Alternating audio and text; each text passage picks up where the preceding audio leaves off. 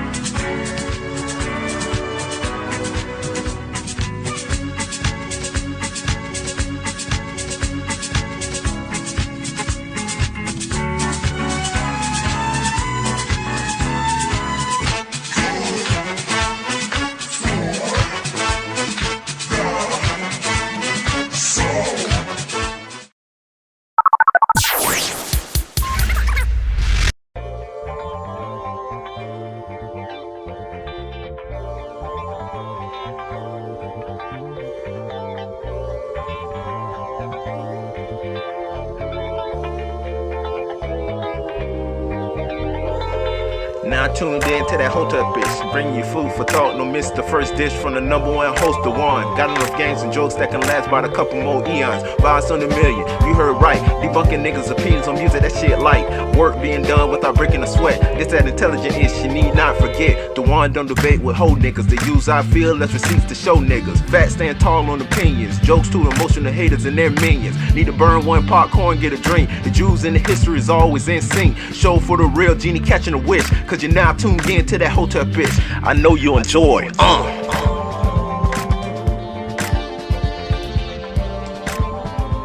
What's up, y'all? We are here. We is here. We is here. Let me turn on some of my preaching music because we're going to break down this episode of Fox Soul that I just did.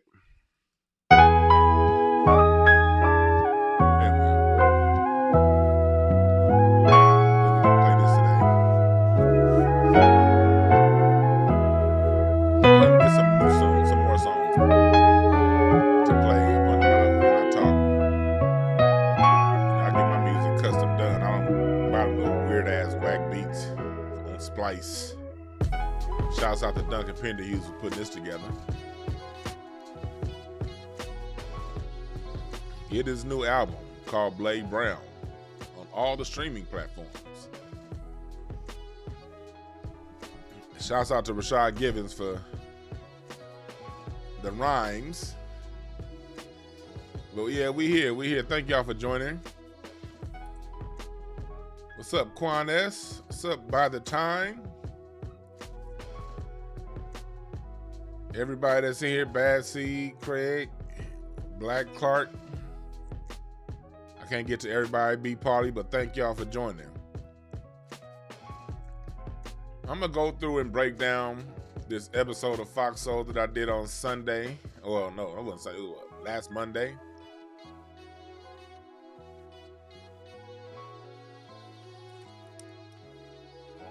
Dre, they shout out to the mix on Friday. Oh, yeah, thanks. Oh, yeah. Go download the Mixcloud app and follow me on Incense and Ashtrays. Dwann B, the same way it's spelled here. That's my Mixcloud name. Do that. Especially those of you who like driving with the music playing. Incense and Ashtrays is a long form, like how radio show, like how they used to do back in the day. Play some music and explain the music. You know, little stories behind the music. The way radio used to be back when we was back in the 90s and the 80s and before, you know, these corporations took over radio. Good music. So for all you truckers out there, you people that be stuck in traffic on the way home, and you just want to wind down and listen to some music and keep it on that level, download the Mixcloud app now. And listen on your drive to and from home to my live music mix downs.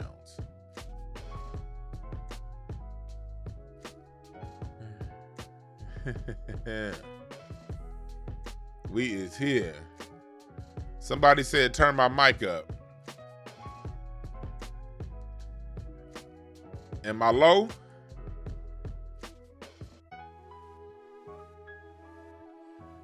Am I low?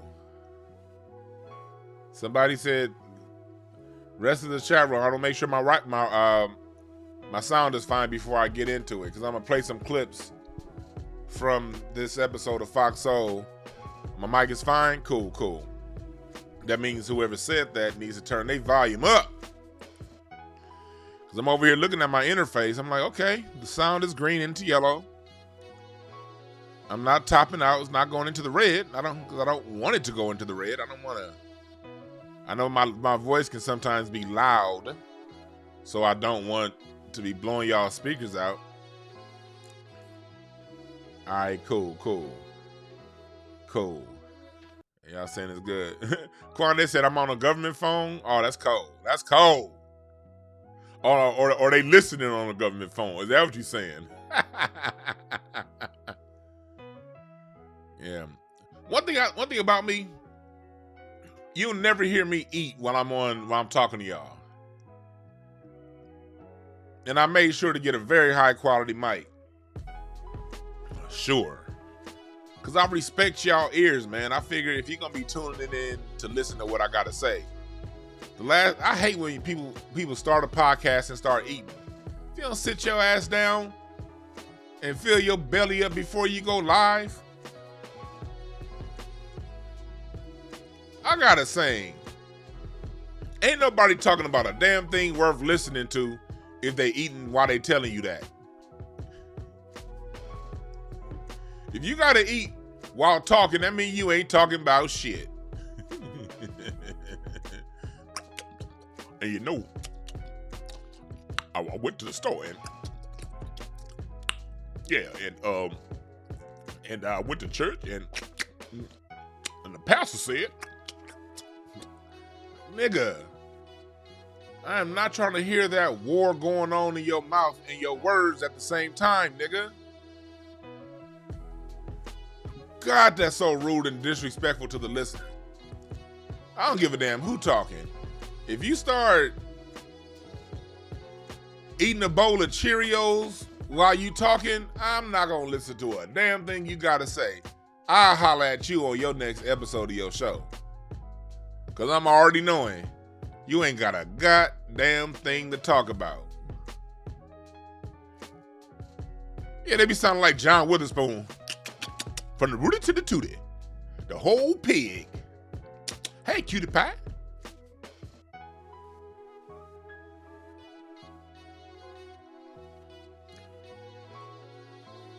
And you know what's funny? When I talk about people eating, or I talk about food in general, that's similar to those of you who watch Craig Facts. That's similar to Todd wearing a headband. All it's doing is fishing out the lame jokes. Because every time I say that, there's going to be somebody saying, man, Dwan, you eat. Oh, God damn, y'all fat jokes suck. Jeez. Fat jokes are easy, man.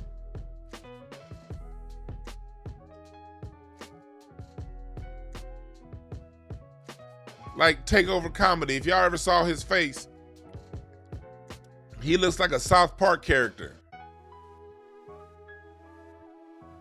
He looks like he was drawn with a broken pencil.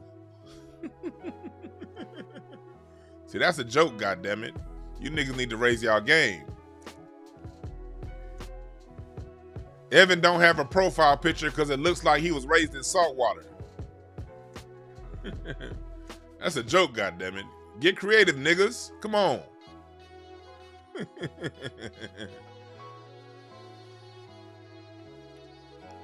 So,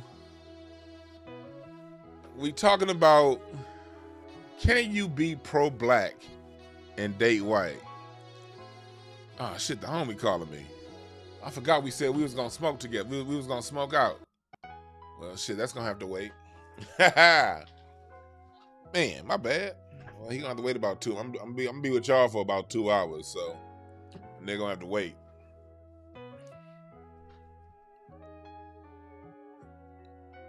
So, can you be pro-black and date white?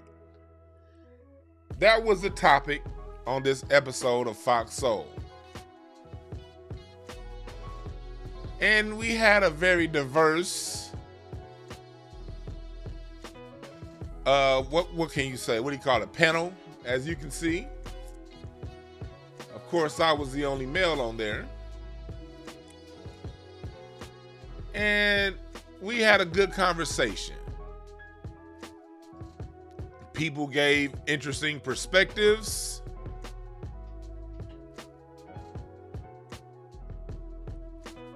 And it got interesting. Let's just say that. I'm not going to play the whole show. For that, I encourage you to go to Fox Soul's page and watch the full episode. And they haven't emailed it to me, but the last couple times I did Fox Soul, it usually takes them a couple weeks to email me the full episode. Whenever they email me the full episode, I'm going to put it up on this channel.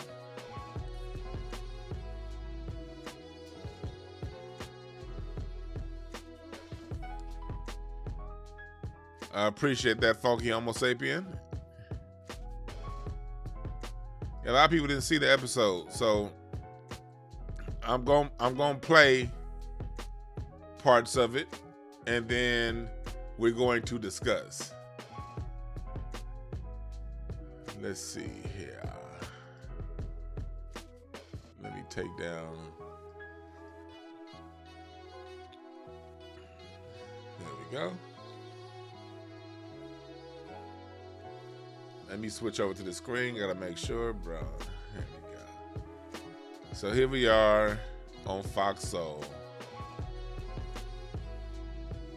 And let's listen to what people's takes were on dating interracially.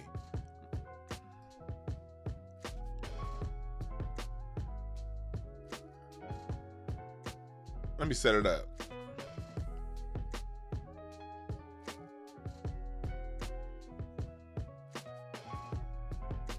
Well, y'all can't hear that. Y'all can't hear that.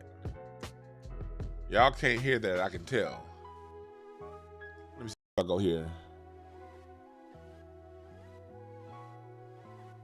Let me see if I do it this way.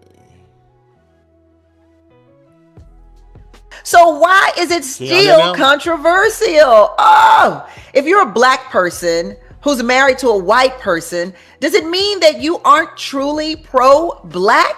Well, let's get down to business. The business of being black today is interracial relationships. Please welcome the author of Interracial Marriages Between Black Women and White Men, Cheryl Judice. Hi, Cheryl.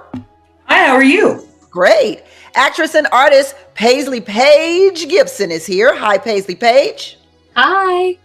Graphic designer and staff writer at the Kansas City Call, Aubrey Hughes, aka Hotep Priestess, is here. Hi. Hi, you guys. And radio personality and relationship coach DwannBrown on deck. Hi, Dwan. Doing good. How you doing today? Fine. Let's get down to business. So, as you see, you have a woman who wrote a book on interracial marriages, a mixed person, a sister that's pro-black, but she's very young. But I thought she was cool, doing her best. And on this, we're talking about, can you be pro-black and date interracially? First, let's set the foundation. What do I mean by being pro-black? Meaning, can you be someone that speaks for black people? Pro-black meaning, can you be someone that dates outside your marriage? I mean, outside your race. I said dates outside your marriage. That would make you a cheater. And it's gonna be somebody in the comments after this video. I'm gonna be like, you said date outside your marriage. That's wrong. You meant race. It's always that one nigga in the comments that's waiting on a gotcha moment. Just chill, nigga, chill. Pull the rake, the whole rake stick out of your ass, please. Just chill with the rest of the people who understand context clues, who know what you're talking about. But when I say pro-black, I'm talking about, can you speak for us? Can you run things? Can we trust you? Can we depend on you? Can you have say-so when we're talking B1 topics? And this is my response. Business, Dwan, I'll kick things off with you. Why should black people care about interracial relationships? Because of the history of it. You know, it's one of those things where we're at a point in our history to where we don't seem to be responsible with interracial relationships. And what I mean by responsible, a lot of people in them feel as if their interracial relationships mean something bigger for all of black people. It seems as if they go around and act as if, okay, I'm married to another person of the opposite sex. What do you mean racism doesn't exist? What do you mean it's all bad? They tend to take on a God complex when it comes to the whole greater society in relationship to their particular relationship.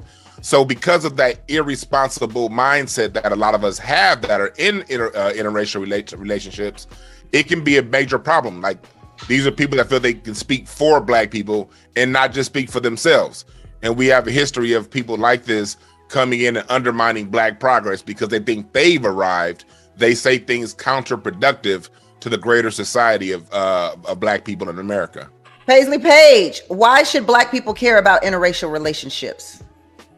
I think they should care about interracial relationships because I am a product of an interracial relationship. And I think it's more about sharing each other's ideals and being pro-human than really trying to push a certain agenda or culture. I think what's so important and powerful about relationships is that it melds together people as one, and united we stand and divided we fall. So I think it's important, no matter what skin color you are, to be united. See, that right there is something that you get a lot when you're talking about interracial dating. People, and I'm going to break this up later on, but it goes to some "we are the world." It always goes in that direction. You know, when it comes to racism, we're talking about consequences that mean the difference between probation and 10 years in jail for the same crime. We're talking about the difference between being overqualified because you're Black and you have a degree, sometimes a master's. You're too overqualified for the job, but a white person with a high school diploma gets that same job. We're talking about, when we talk about being pro-Black and speaking for Black people, we're talking about these tangible things. Wells Fargo just came out yesterday. It was a report that came out yesterday in Bloomberg saying that Wells Fargo is discriminating against Black borrowers. Black borrower had, especially in Atlanta, Black borrower had 800 credit score and equity and still got denied for he didn't get declined for the loan, got a high interest rate at a time of record low interest rates.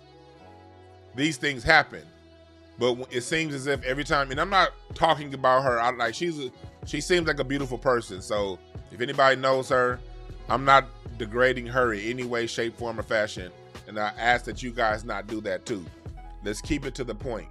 Whenever we talk about things like this, we have to keep it to the subject of what's being talked about. Now, we could crack a joke here and there because that's what we do, but you don't make it about the person, you make it about the message. And if someone is saying something you agree with, you roll with it. If you don't agree with it, you talk about the message they're saying. And I want to make sure I keep it at that. But the message is bullshit. It always seems as if when you're dealing with your people who are biracial, quote unquote, they always reduce racism back to social consequences. If Black people were only dealing with social consequence, we'd be the richest people on the face of the planet. Because we wouldn't have to deal with these other groups coming in and turning our artists basically into their slave with these slave contracts because of the color of their skin. How did David Bowie's catalog sell for $250 million, but James Brown's catalog only sold for $92 million? That's racism, goddammit. That's what we're talking about when it comes to race, not how somebody thinks about you. And it always seems as if the biracials, and I'm not talking about all y'all because there's a lot of biracial cats that's real, but a lot of the biracials that speak against racism and the ones that speak against the pro-Black movement, their argument generally comes down to social consequences. Shouts out to Larry in the chat room. He's biracial also. He mixed with Hindu and Pakistani. And he trains camels when he's not on the internet in his chat room trolling.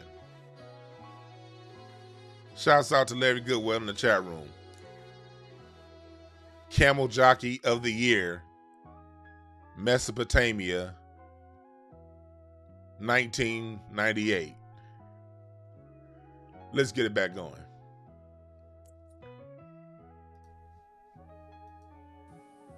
Cheryl, why should Black people care? Well, I'm just here a little bit dumbfounded. I'm still trying to process what DeWan has said. In my over 25 years we'll certainly of studying we'll certainly get to. You see how she came right for me?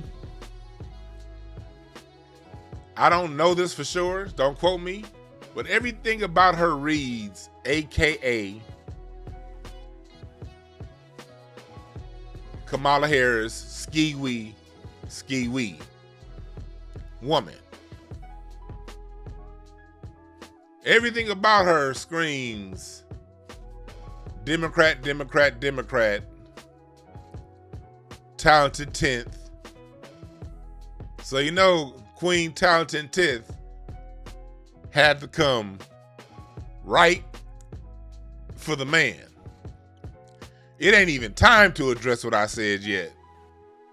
And she like, let me at him. Let me at him, master. Let me at him. Ooh, let me at him.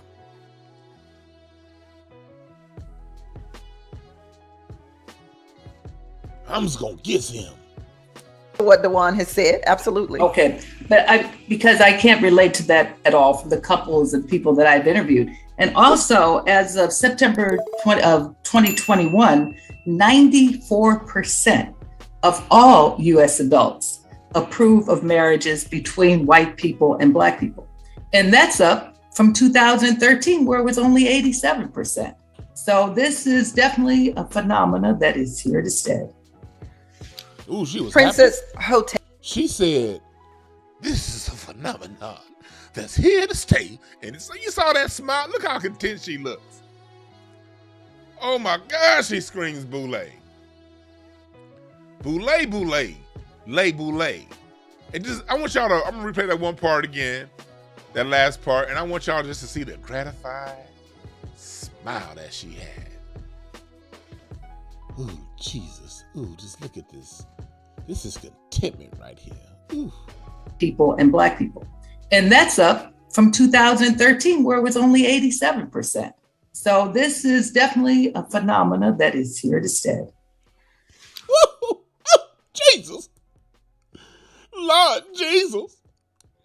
This is here. Lord. This is here a phenomenon that's here to stay. Ooh wee.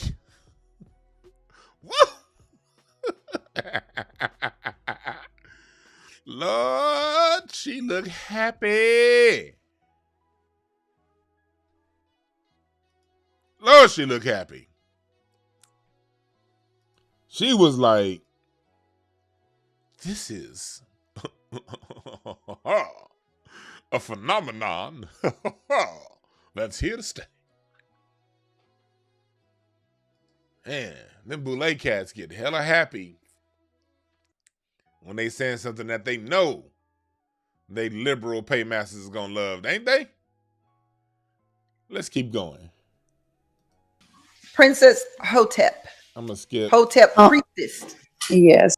And in that, they kind of internalize and Wait. I can't hear. I'm over here muting on my side. I'm muting myself out. Hold on. anti-Black mindset. Getting outside of your race and being pro-Black, as I've seen translated into reality, is often an oxymoron. I think people use that proximity to whiteness to get other things. And in that, they kind of internalize an anti-Black mindset. Excellent. So, Cheryl, I do believe you wanted to respond. Now here comes Sister Mammy about to respond to me. To Dwan. So let's do it. Well, okay. I have probably interviewed more than 300 people over the past 25 years.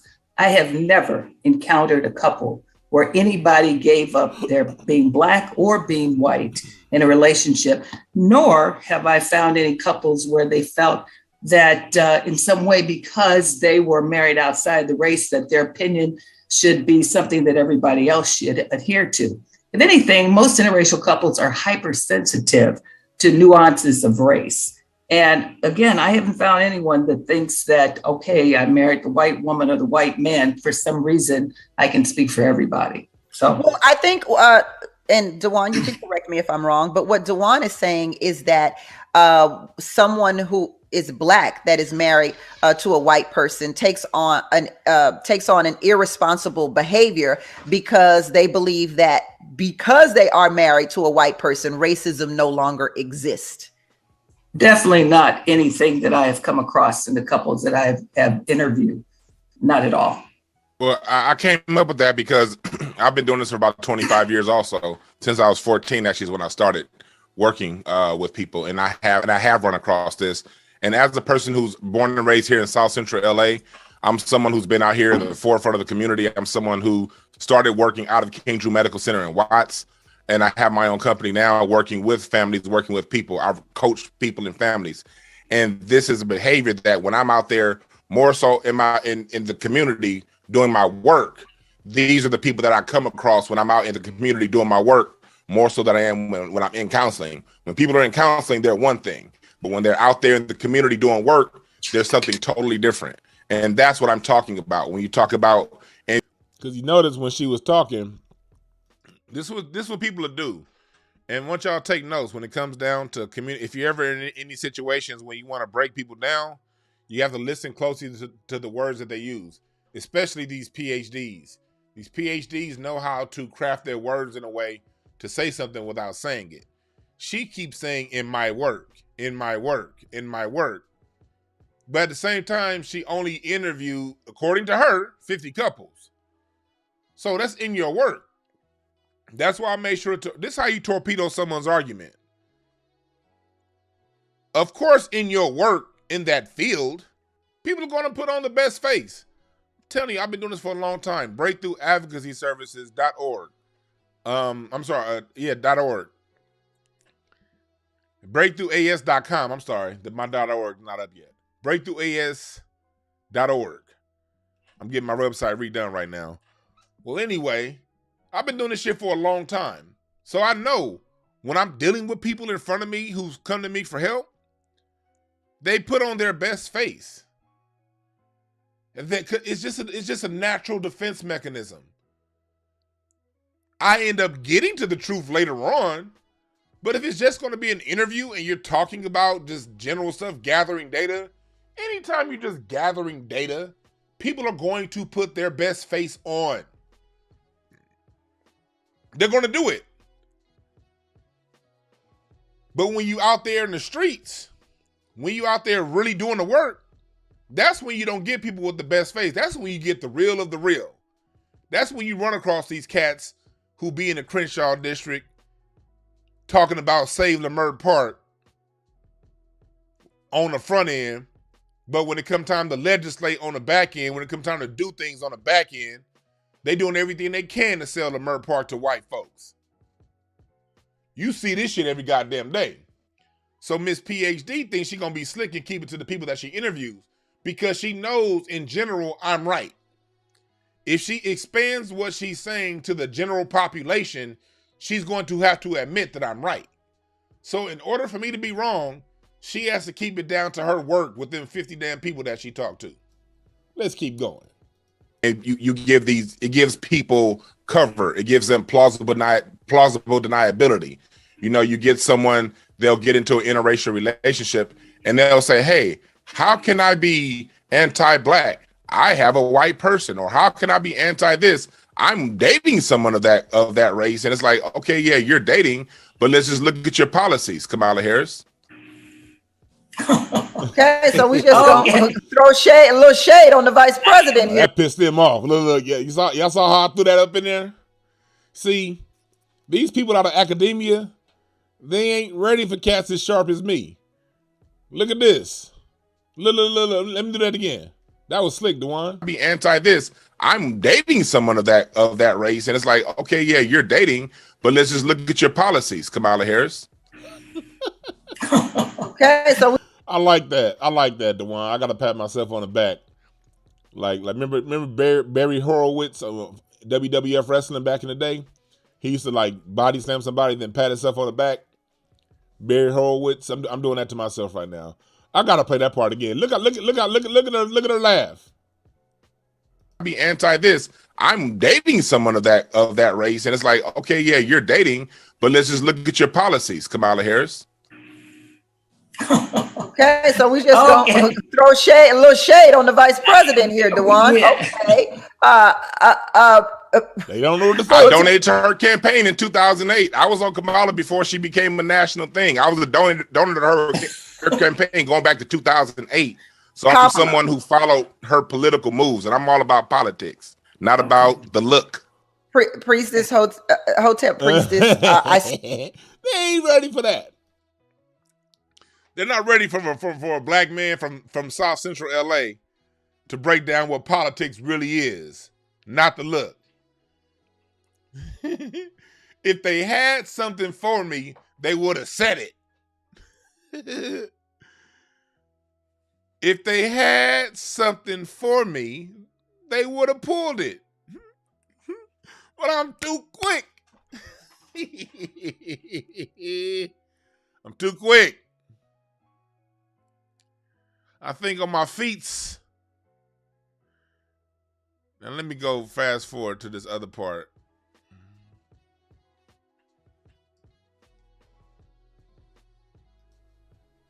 Were most likely the offspring of the master of the house, and they enjoyed favor versus the people out. The color issue, all you need to know is the history of this country. Yes, fair-skinned Black people have had advantages, but they've also had disadvantages, as Paisley Page started to talk about. I too have been in her situation. Responsible behavior because they believe that because they are That's not it. Let me get in terms of the color issue.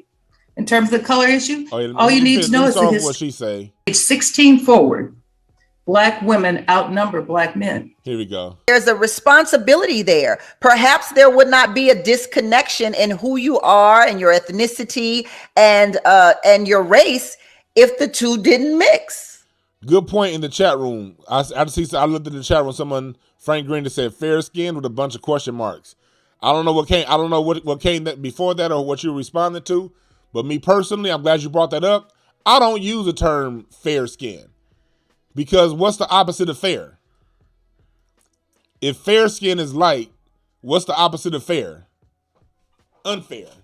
You're inherently saying dark skin isn't fair. If you use the term fair skinned, then what your subconscious reads is, okay, the opposite is not fair. So that means the opposite of light is dark. That means dark, if light is fair, dark is what? Yeah, I don't use that term. But I'm also not the kind of person that goes around telling other people how they should speak. One thing I don't do. One thing I don't do with this channel is tell you how to live. I express my point of view, and you could take it or leave it. If you're new in here, you one of the people saying, well, I like white women. Well, this is what I like. Well, then cool. I'm just telling you how I'm gonna look at you. If you try to speak for you can like all the white women you want. I am not a dick police person. You can marry white, you can do whatever the hell you want. I don't give a fuck.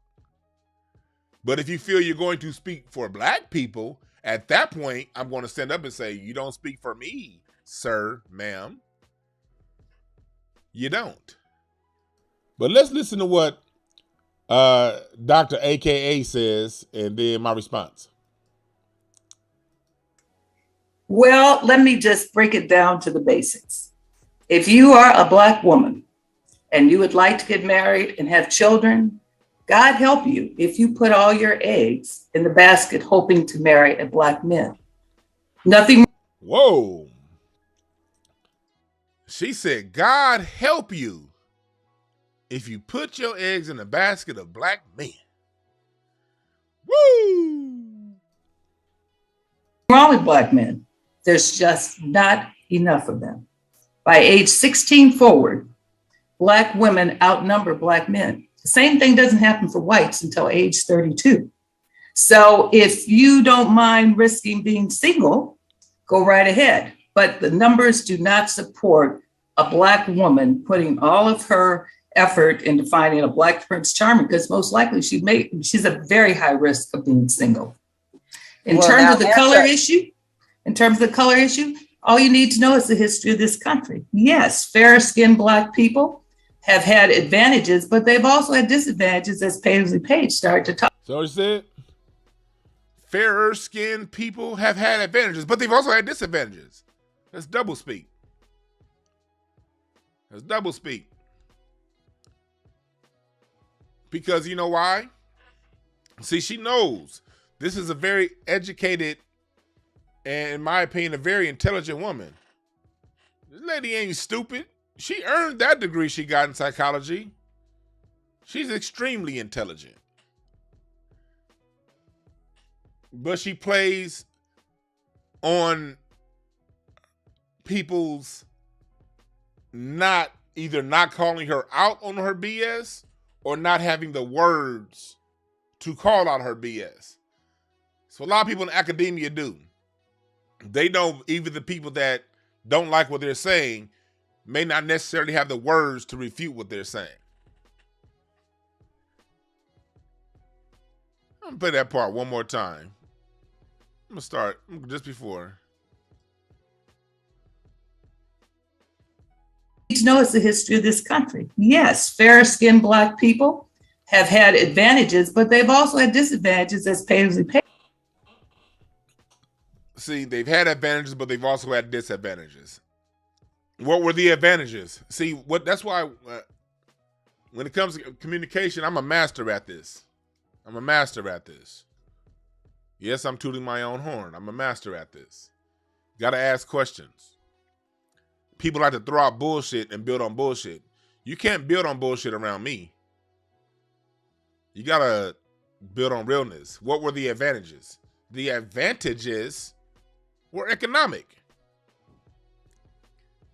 Later in this show, I talk about my family immigrating here, the white side of my family immigrating here from Middle Essex, England in 1660 and married the first Black person that they saw. That line of my family, the Smith, Hoggett, Roberts side, not Hoggett, the Hoggets were enslaved. The Roberts side of my family was never enslaved. But I got a bunch of pictures of them too. They all very light-skinned. It was like every 2 generations, they married another white person. And that's another thing. They try to make it seem as if you couldn't get married. Man, white people and Black people in this country been getting married since day one. It really came down to the state you were in. There was 2 ways you can get married back then. Either be in a different state, or what would happen, what I would see through my family history is the person that's white, they would just claim a different racial classification than get married.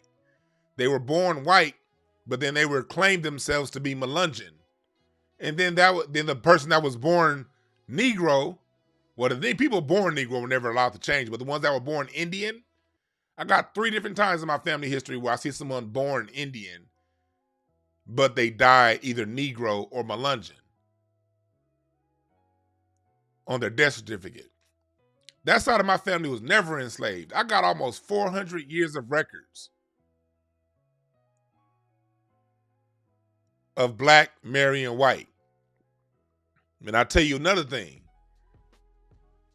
Wasn't none of them going out trying to speak for Black people. That side of the family had their own thing going on. Now, I will say that side of the family did fight in the Civil War. They were living in Indiana free, never enslaved, and they did go down and fight in the Civil War. But I will say this. They had advantages my dark family from Mississippi never had. They had advantages my dark family from Texas, Alabama never had. I know this. I ain't gonna lie to you. I'm not gonna sit here and fake in front. I can go in my own family history and see the side that was never enslaved, living free in Virginia up until 1830, 1831, forced to move out from Virginia because they lived 50 miles from the Nat Turner revolt. And after Nat Turner escaped and killed all them crackers, they basically made all the free Blacks move. Family history, Black history, write some notes down if y'all want to know a little bit more about this country. So my family that was in Northampton, Virginia, had to pack up by covered wagon in 1831, a couple weeks after the Nat Turner revolt, because that revolt started 50 miles from where they lived, and they moved to Indiana.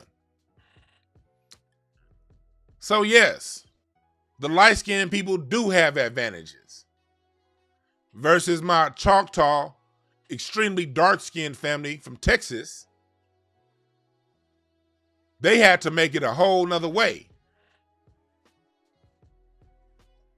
Hell, and not all light-skinned people had it great. Hell, I had a light-skinned family in Mississippi who were still enslaved. Enslaved in Natchez, Mississippi. I even got a newspaper clipping.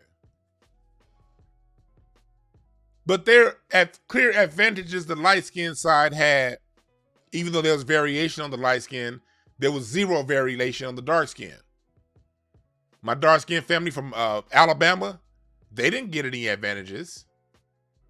My dark skinned family from Louisiana, Sugarland, just outside of Saint Lake Charles, they didn't have no advantages. You can't just talk about this shit from the surface level. You got to dig deep.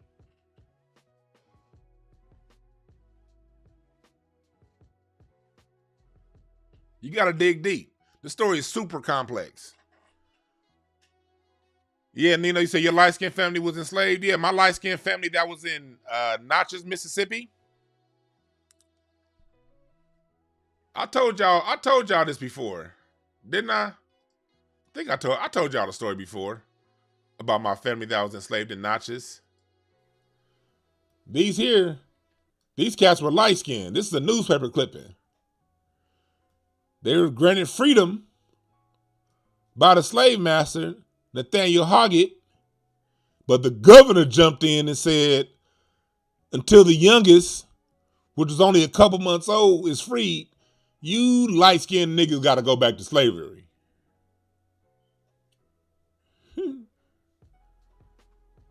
But when you know the history, that's why I always preach knowing history, why knowing history is so important.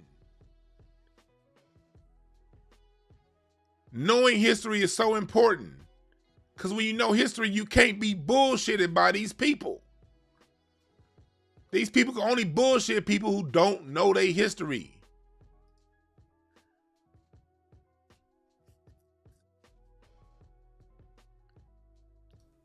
Let's keep going with Miss AKA. Page started to talk about. I too have been in her situation. Again, people, if I had $1 for every time someone said something to me that they would not have said had they known that I was not white, I would be pretty well off. But by the same token, there are people that don't like it, that you're fair skinned and in their view may have greater opportunities. So I know exactly what she's talking about. It goes all the way back to the history. Look at what she just said. She said there are people who don't like that you're fair skinned and have greater opportunities. So again, you have the biracials conflating social consequences with economic consequences. Black people have an economic problem. We can handle the social shit. Black folks, come on, we invented stand-up comedy. We got jokes. If it's just about social, who gonna fuck with us when it comes to the social consequences? If it's just name calling, can't nobody out name call black people. I mean, we created Dick Gregory, Richard Pryor, Eddie Murphy, Robin Harris, Corey Holcomb, god damn it, Dave Chappelle. Who in the world is gonna out-roast Katt Williams, Kevin Hart? Ain't nobody gonna out-clown Earthquake, Patrice O'Neal. Nigga, what?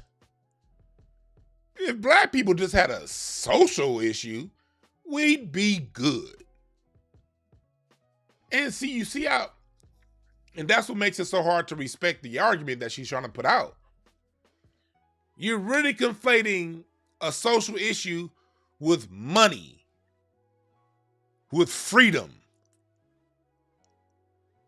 Are you fucking serious? Let's keep going. you would history of the country, where people that were fair skinned were most likely the offspring of the master of the house. And they enjoyed favor versus the people out in the fields who worked. So there you go. Dwann, Cheryl just gave all Black people across the world over the age of 32 the biggest letdown, set down. Let's take a quick break. Come over back. the age of 16 for Black women.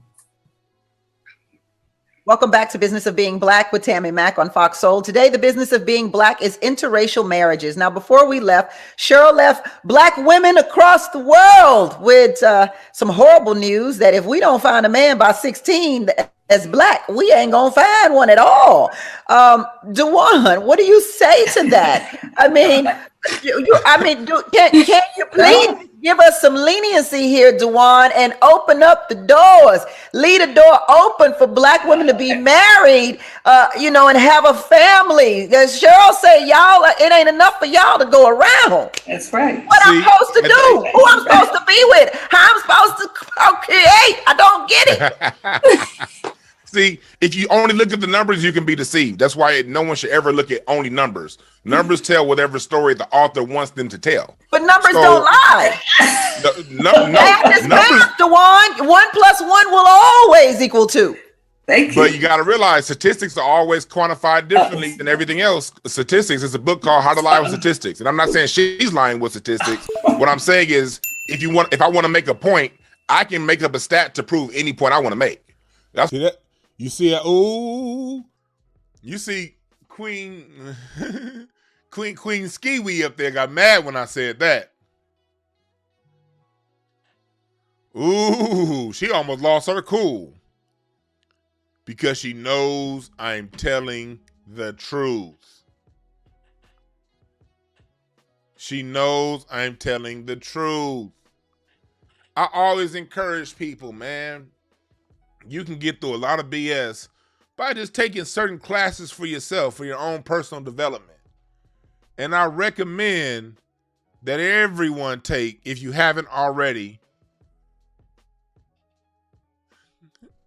I recommend you go to your local junior college and take a statistics 101 class, just basic statistics, entry-level statistics at your local junior college. You don't have to listen to what I'm saying. Listen to what they tell you. You inoculate bullshit with truth. If I responded to her numbers, then we're just going to have a circular conversation. What is a circular conversation? A conversation that never ends, a conversation that just goes in circles. So when a person throws out BS, you don't chase the BS. You shoot a missile at the root of that BS and blow the whole foundation of the whole argument up. See, I don't have to go back and forth with her over how many Black men are available. I just have to make one key point.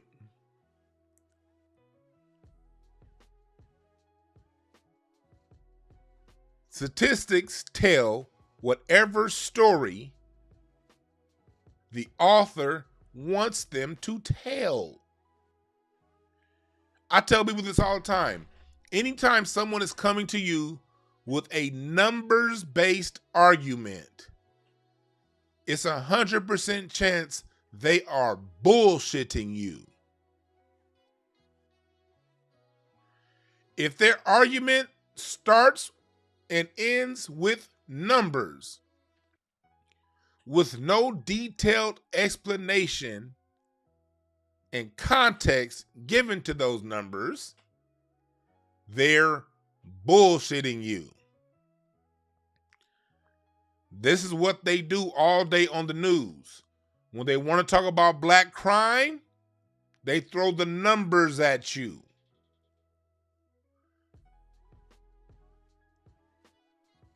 They throw averages at you. Average is one of the most deceptive statistics ever. When they give you an average, especially without giving you a range, when you want to know numbers, you got to know the mean, the mode, and the median. and the range. You got to know all those things. If they're just giving you percentages, okay, what's the range? Oh, you interview 50 people? Well, there's 8 billion people on Earth. God damn it. This little ass argument don't mean shit. Interview 50 people. Okay, what was the income of those 50 people? Out of those 50 interracial people that you married, that you interviewed, were the ones that were black, were they also biracial children? Because that makes a big difference. If that biracial person that's married to a white person, if their father was white, they're going to have a different point of view and a different outlook on the world than if that black person that's married to a white person was raised by two black people. How were they raised? What neighborhoods were they raised in? Was that black person raised in a neighborhood with a majority black neighborhood? Or were they one of the few exceptional black people who were raised in a majority white neighborhood? That's something else that's going to skew the numbers. There's so many factors that skew numbers. No different than basketball. Oh, this person averaged 30 points a game and that person only averaged 23. Well, how were they using their offense? How many shots a game did they take? What era were they playing in? Did they have any teammates that can create floor spacing for them that allows them open opportunities at the basket? These are all factors for the basketball people out there listening to you fellas that all go into the numbers. And if you can't explain that properly, then the numbers are being deceptive. No different than interracial dating. Who are these people who are dating interracially? What's their profile? All of these factors matter. But if you don't talk about these factors and you only give the numbers, that means you're being deceptive. Let's keep going. That's what I'm saying. What I'm saying is this. You can be with people right now. What I see in my relationship coaching business is a lot of single black men that don't really understand how to get with a black woman. Partially because we're the generation that was raised without a father. Not me personally, but a lot of people out there. They don't know what it is. If it was so bad, you wouldn't have so many single black men out there looking for a black woman.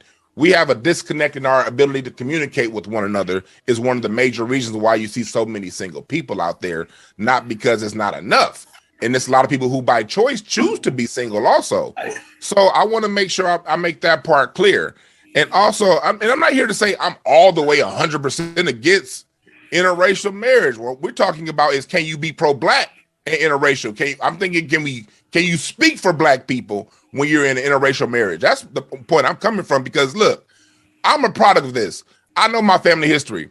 See, and that's where we're going at. Can you be pro-black and date interracially? Can you speak for us?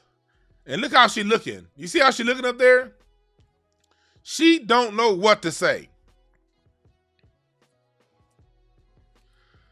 What's up, Kendall? I'm going to have Kendall back on the show pretty soon. Her IG was hacked, so if you're following Kendall on IG, it was hacked. But she got some new stuff coming up for y'all. The greatest hypnotherapist on earth. Because y'all know I always recommend hypnosis. And I always recommend therapy. Hypnosis is a great form of therapy, especially if you've already been going through therapy. If you want to break through your problems and you want to break through them fast, hit up Kendall. She is awesome at what she does. That's a quick. Kendall did not sponsor this. This is showing. This is the homie right here. She really helps people out. But if you're following her on IG, her IG was hacked. But if you need that mental health breakdown, and if you need that help getting through to your issues, hit up Kendall. She's dope. But back to what we're saying. We're talking about interracial dating, and can you be pro-black and date interracially? And my point of view is this. You can date whoever you want to date. I'm not want to tell you what you cannot do. But you cannot speak for us. And this is part of the reason why. You see two of the people who are talking most about interracial. Here's the reason why. Like, I always like to give a why. I don't like to just say something and leave it there. I like to give a why. And if people aren't giving you answering who, what, when, where, and why, they're not giving you the full story. I like to make sure I answer those questions for you guys because I respect y'all. I respect everyone's intelligence. I think sometimes I give a little bit too much respect to some of y'all intelligence because there be people, just because you say A, B, and C, they be like, well, why not D, Q, and F? Nigga, sit your ass down and stick to what the fuck we talking about? A show can only address one or two subjects at a time. We ain't here to answer all of life's questions if you're that person. We're talking about specifically, can you be pro-black and date outside your race? And my answer is no. And part of the reason why my answer is no, the reason why, is you're getting it when you listen to these two ladies speak. Again, I have no personal issues with them. I'm not saying that they're bad people. I'm sure they're fine people, but their perspective is skewed. We're talking about racism affecting us economically, monetarily, tangibly, and they're talking about social consequences. We different. Let's listen to more of what Dr. Ski we got to say. Justice issues. Well, it goes both ways. First of all, we find white men married to white spouses of black men and women and how conscious they are about. So Cheryl, what does your research show about white spouses of black men and women and how conscious they are about racial justice issues? Well, it goes both ways. First of all, we find white men married to black women, in particular, if they have sons, they are pretty much hyper aware of what could happen to their sons.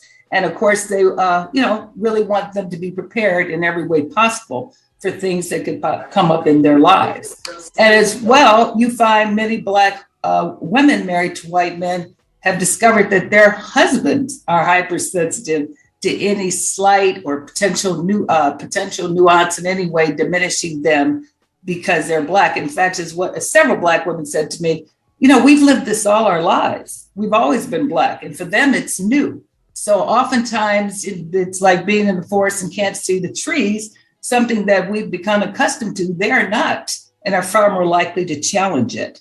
And so again, it's been all good. Again, for black men with white wives, they have a similar experience. The women tend to be very supportive of their husbands and things they're doing. So I'm afraid I've not come across anybody that is where the relationship in any way has been diminished because of being married outside the race. We're asking, can you be pro-black and date outside your race? And she's talking about, again, social issues. Social. Not answering the questions, not sticking to what we're talking about directly. Talking around it. Academia is great at talking around the point. Like I just saw a comment in the chat room. It said, let me put it up here.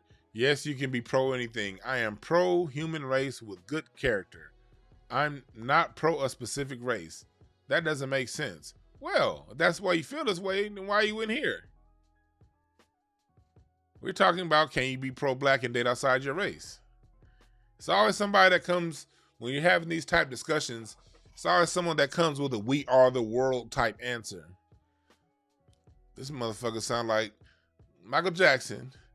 When you're down and out and there seems to be no help at all. If you just believe, there's no way we can fall. Well. Remember that Cyndi Lauper part? We ain't talking about we are the world, man. This is what happens when you have these conversations. When we have these conversations, there's always a we are the world person that wants to get the attention. Okay, so you want the attention, I'm gonna give it to you. If you're pro-human with good character, it's not about a specific race, then okay. Don't come talking to people who are talking about this, because this is an issue that we have to deal with tangibly in this country. If you guys saw my last video on Katanji, fuck them niggas Jackson Brown, you see what happens. A lot of these people with that mindset, dating outside their race, and when it comes time to be elected, Joe Biden said when he ran, he's going to put a black woman on the Supreme Court. Well, who does he find? It's very rare that black women marry white men.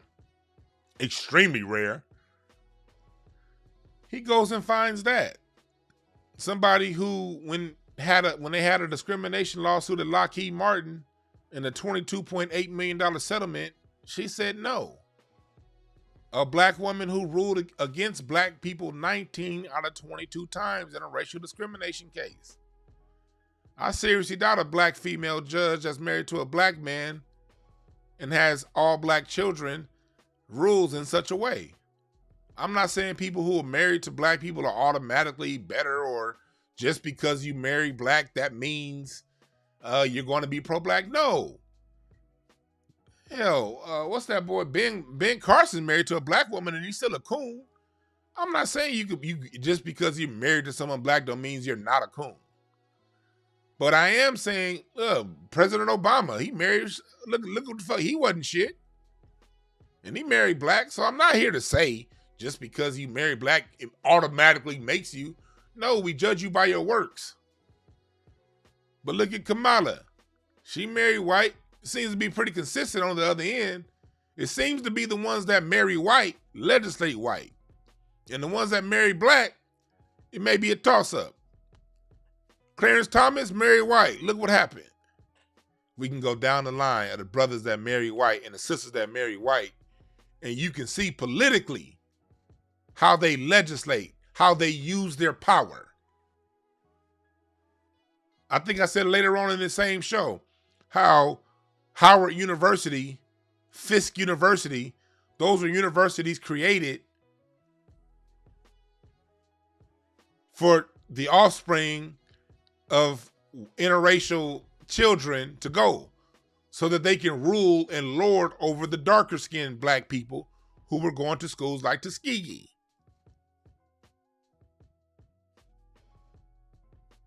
We're talking about things that actually happen in life.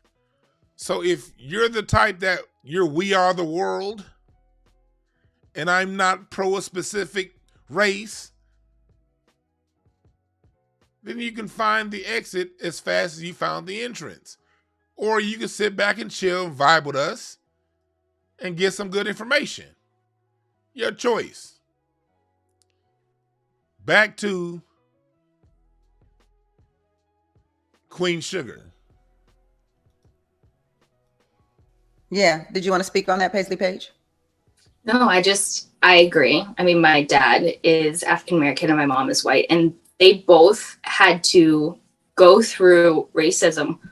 It was kind of interesting because even my mom having a white skin color, but when they found out that my mom was married to somebody black, there would be an issue. And it happened time and time again to where my dad couldn't even get a job because he was black, and they would hear his voice on the phone, and all of a sudden the interview would not be a thing. And my mom was just able to work. And so my family has had to go through. I hate to cut you off, but we got to take a quick break. She even admitted it right there. Her mom got to keep a job. The minute they found out her black dad was black, he had economic consequences. Do we see the theme that I'm getting at here? And why I say they can't speak out for us. You can date whoever you want to date. I don't care. I'm not on the Umar Johnson thing saying you have to do it this way, you have to do it that way. I'm on the DwannBrown thing. I don't give a fuck. I think sometimes people underestimate how few fucks a person like me can give. I don't care. people do what you need to do in your heart. I just hope whatever you do, you follow your heart.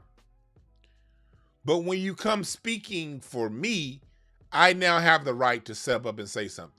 When you say you speak for black people, that means you're saying you speak for me.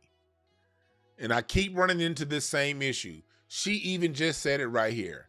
Her father couldn't get a damn job because she was black. That's a economic consequence. But she continues to conflate that economic consequence with a social consequence. Let's keep going. I'm right back. You can finish the thought. Welcome back to Business of Being Black with Tammy Mack. I am Tammy Mack. And the business of being black today is interracial marriages. Dwan, you say if a black person marries a white person that perhaps they can't be as, pro-black. But on the same vein, if a white person marries a black person, does that qualify them to be more of an ally? No. That's one of the major issues that we've had as a people over the last 350 years in this country. We tend to see a white person that's around black people and think, hey, they're friends of ours. Look, Thomas Jefferson had white children. I mean, George Washington had white children. I mean, so when it comes down black. to it, you mean black children? I'm sorry.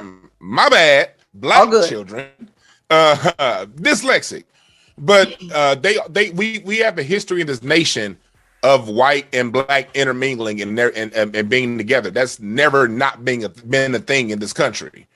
So what that does oftentimes is with black people, we oftentimes see that as something that's a good thing, and that's something that gets us thrown off as a people in thinking that we may have an ally because someone is dating a black person, when historically that's never been true. You know what I mean? Of course, there are exceptions to the rule, everything. Look, the last time we had a white ally on our team really like that was John Brown. That was in 1860. So just because you're married to someone doesn't mean anything. I've had my 3 times great granduncle was the first black senator in Illinois state history. He was married to a white person. So it's one of those things where, but at the same time, legislatively, he didn't do much for us, but he did a lot for them. And that's kind of how it happens all the time. People run black, bliggity black, or I'm white. Look at that mayor of New York, the one that just left office with his black wife. Oh, I have a black wife. I must not be that bad. This new person over here in Mason, Tennessee, where Mason, Tennessee is being taken over right now because the Ford factory is coming. That particular person making that decision adopted a black child. And so people oftentimes, white folks, we've seen historically, they use their relationship with black people as a front to continue doing the same devious things they would have done had they not had those black people in their relationships. Hotep Priestess, but that's how you shut them motherfuckers down. Give them names. Give them actual examples. And you see, Queen Skiwi ain't got nothing to say to that. Because it's true. Bill de Blasio, I remember when he ran, they made sure that that light-skinned son that they had, that lady had with the big old afro, I'll never forget when they ran, I was watching The Daily Show. This is back when I used to still watch Bill Maher and The Daily Show when Jon Stewart was on it. I remember they kept showing this black family, and they had that corny ass dance. I don't know if I can find that. That corny ass dance that they had as a family. And he was showcasing his black family. Bill de Blasio didn't do shit for black people in New York. Not a goddamn thing.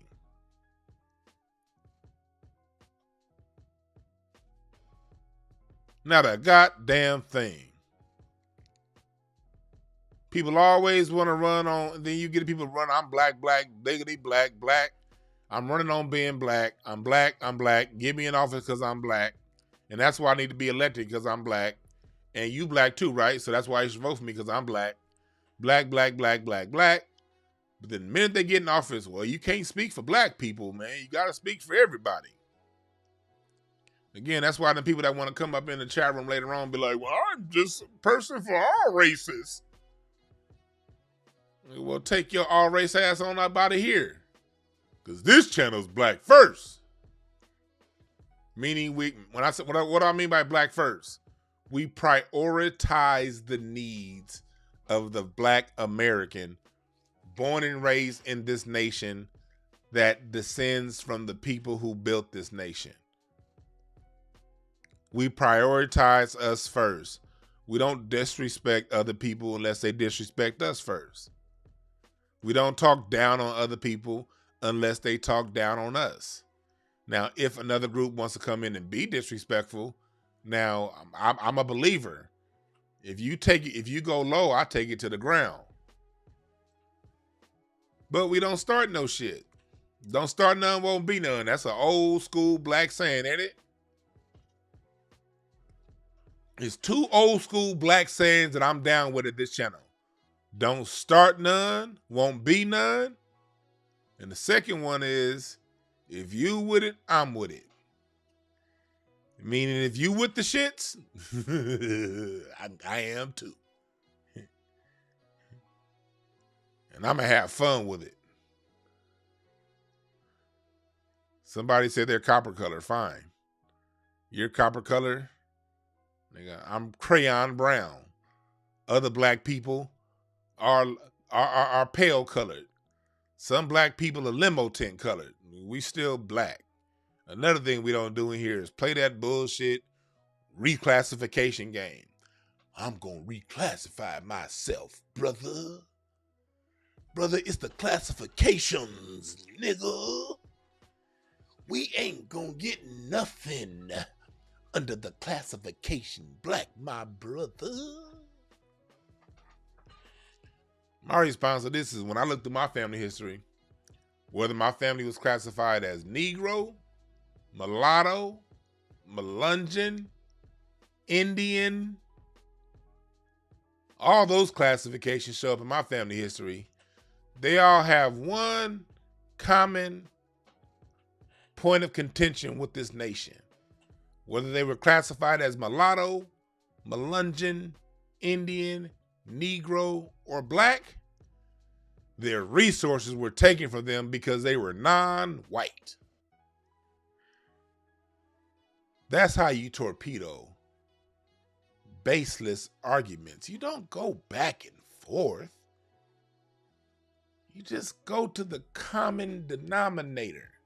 The common denominator is whatever classification you classified as. Indian, indigenous, Moorish, black, Hebrew Israelite, Seminole. I have family that was classified as Potawatomi, family classified as Choctaw, as Cherokee. The one problem was none of those classifications were classified as white.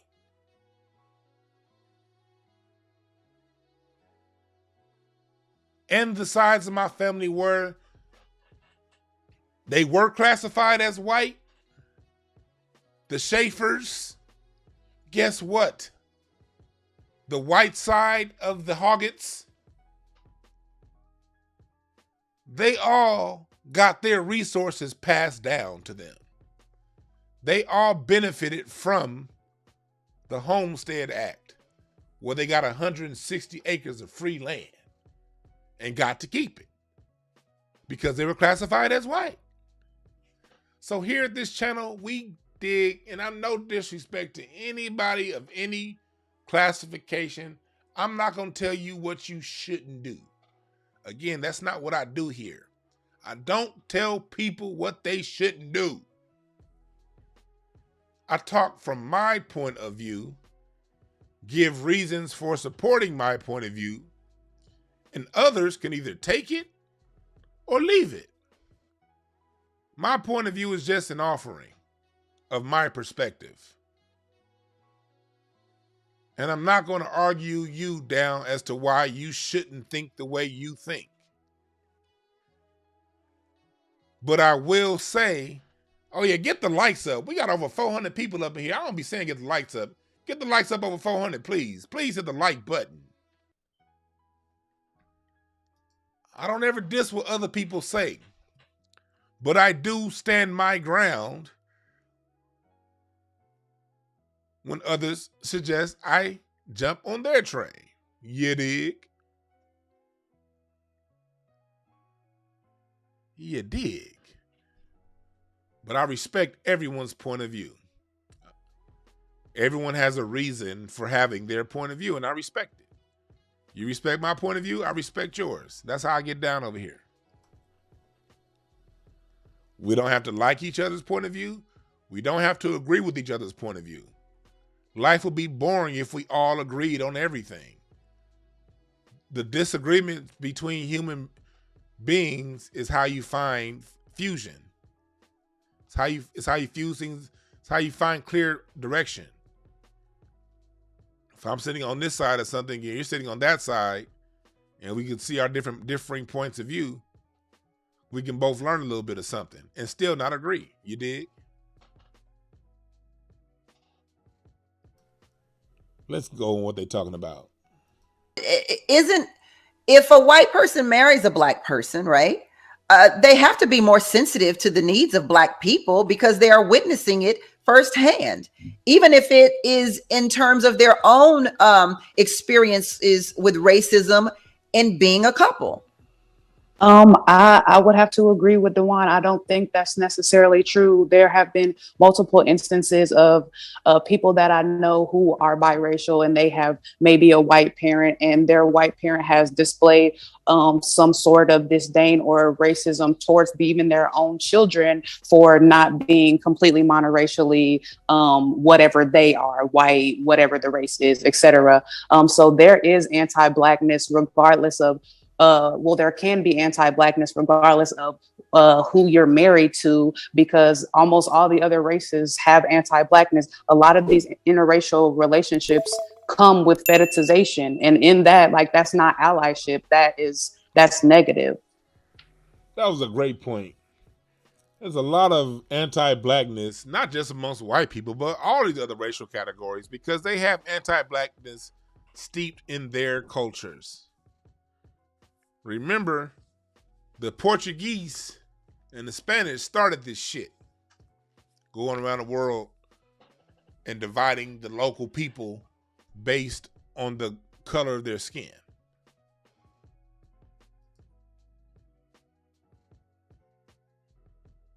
You know what I'm saying?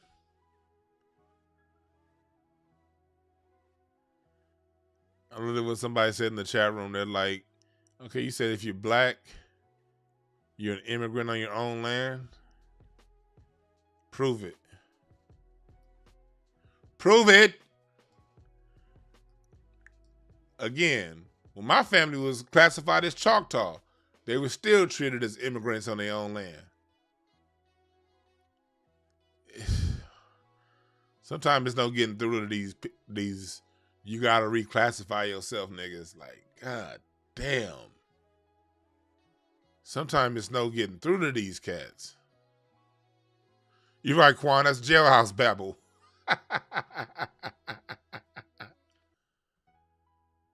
But yeah, nah, she said it. Black people are treated as fetishes when it comes to a lot of these interracial relationships.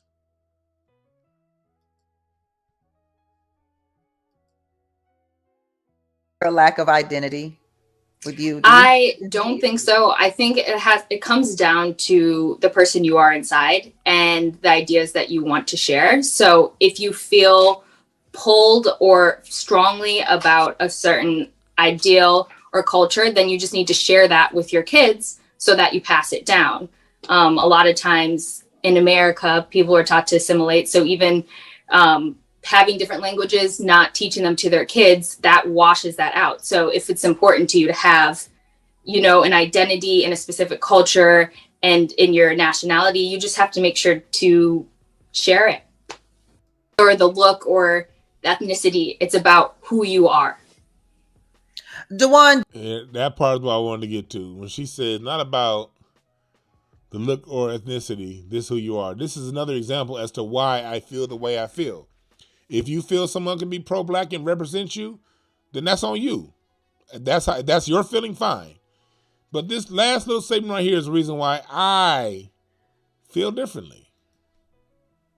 And it's about the person inside. I truly believe that more than the skin color or the look or the ethnicity. It's about who you are. Dwan, do black... I agree it's about who you are. But who you are, when you're speaking for us, when we see who you are, and that's someone who doesn't want to, going back to what she had said earlier, it's not about your race. If who you are is you want to be colorblind like 92.3 The Beat here in LA back in the 90s, you want to be Theo from The Beat and no color lines, then you can't represent me because we live in a country that recognizes color lines. Why would I want someone representing me who's not even realistic about the environment that they live in? Black people who date interracially feel like their relationships have a broad social meaning, as you alluded to earlier. Unfortunately, yes. Too many do. I can't say all because I can't speak for everyone.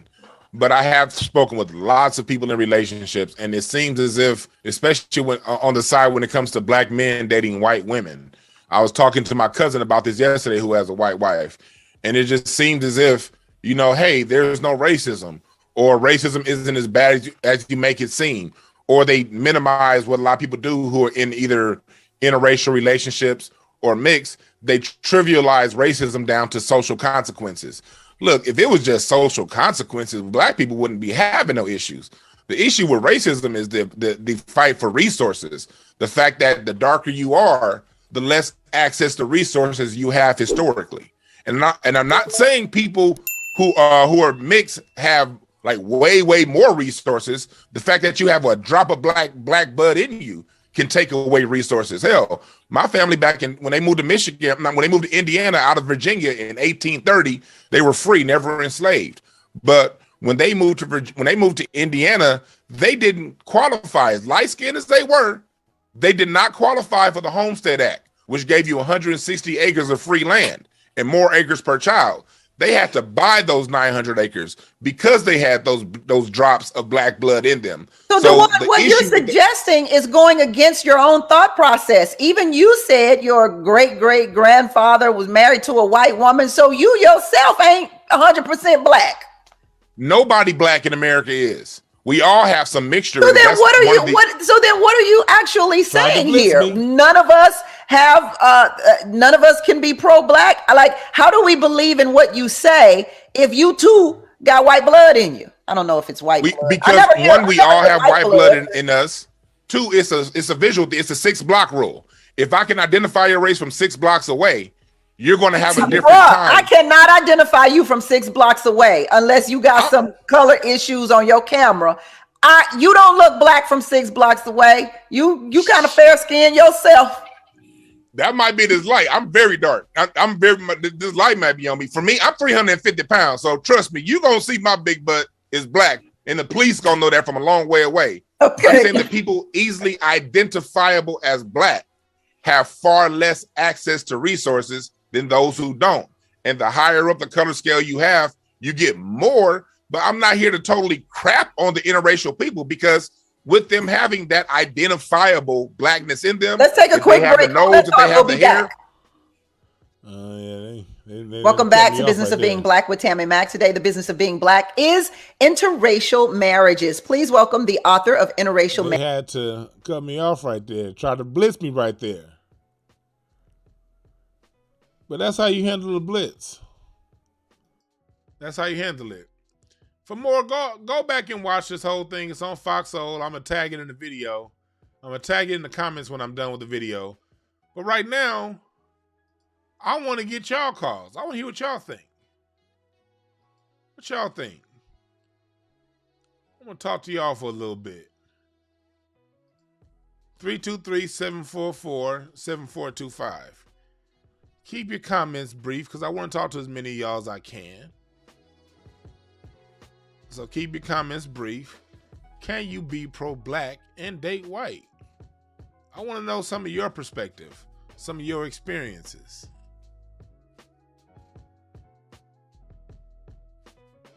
What's up, caller? What's your name? Where you calling from? It's Trey Day 90, man, from Atlanta, by way of Louisville. But yeah, man, you was clowning them on that motherfucking show, man. You held it down. The Destruction of Black Civilization is a book written by Dr. Chancellor Williams in the 70s. There's an entire section dedicated to the mulatto problem. Yep.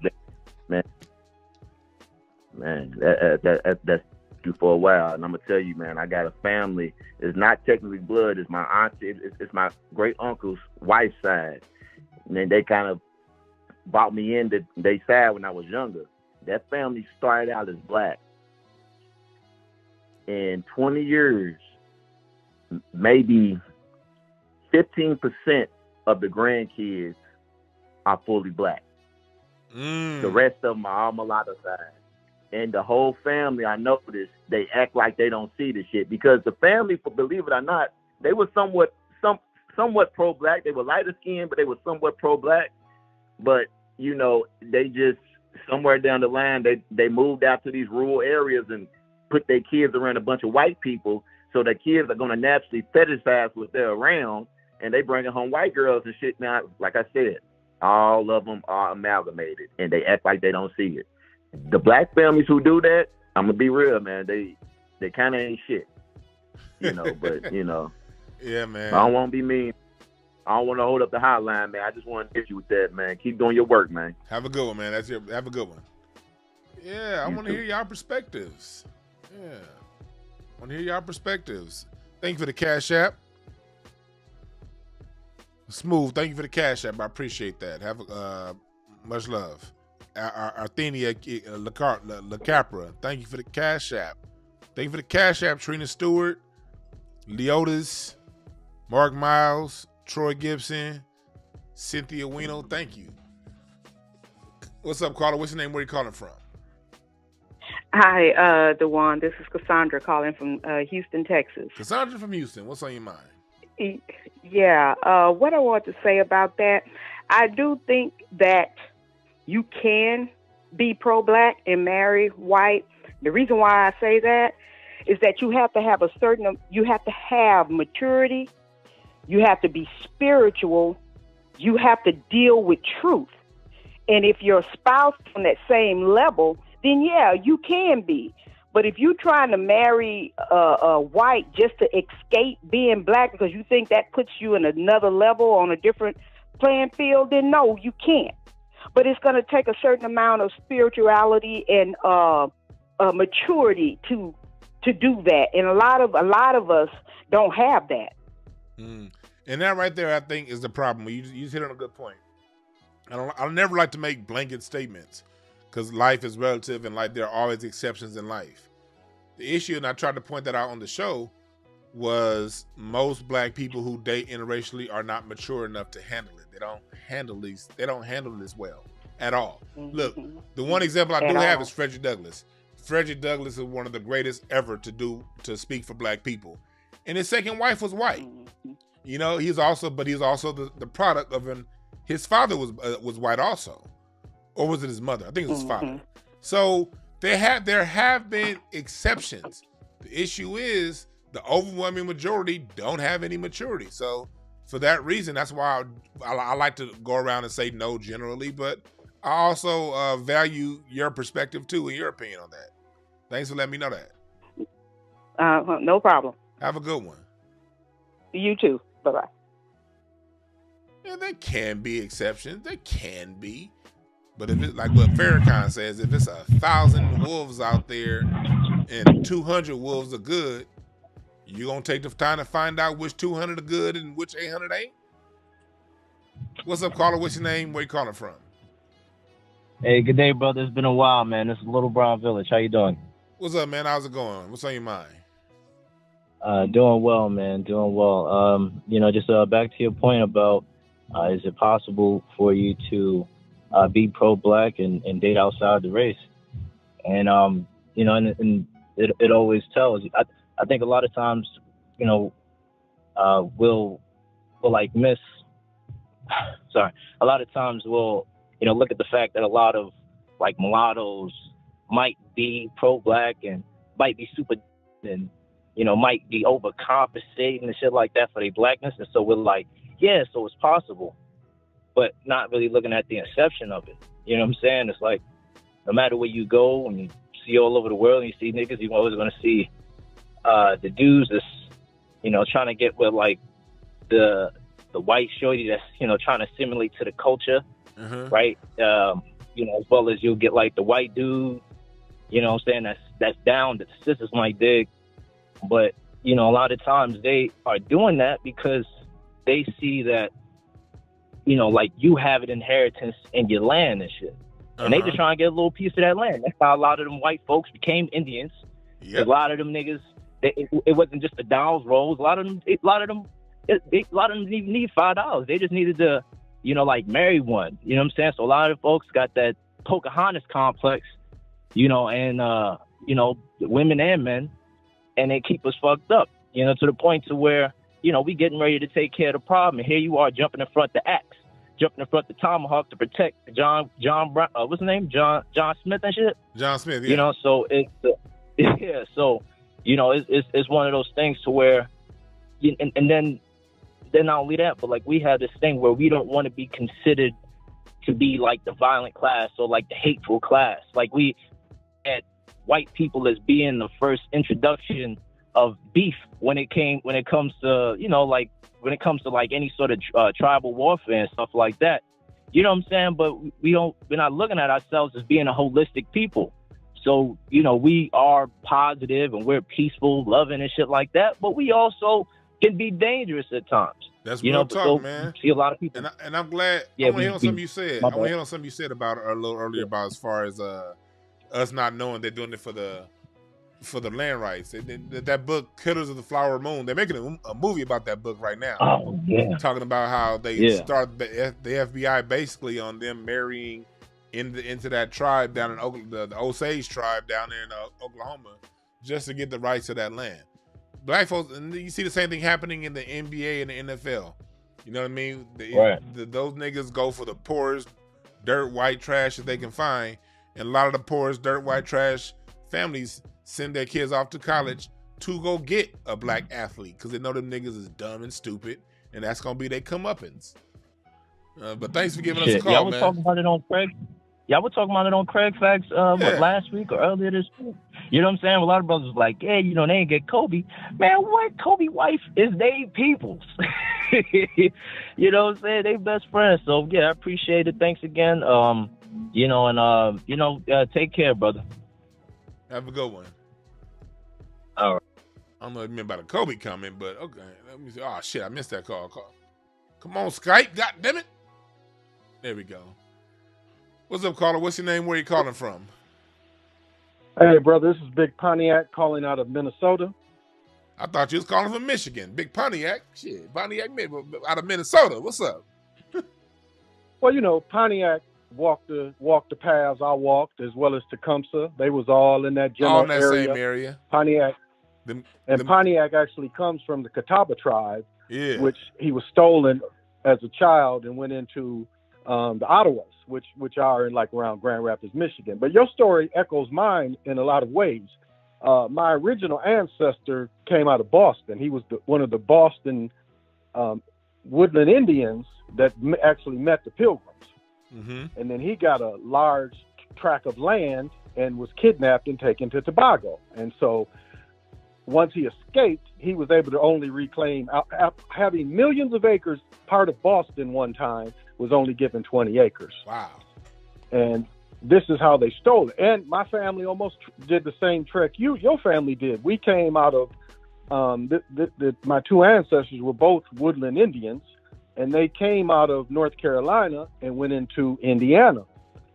Did well. Matter of fact, three of my ancestors, my great-great-great-grandfather was actually in the Civil War. Mm-hmm. My other great-great-great uncle was in the movie, or in the 54th Massachusetts. They fought for the Union.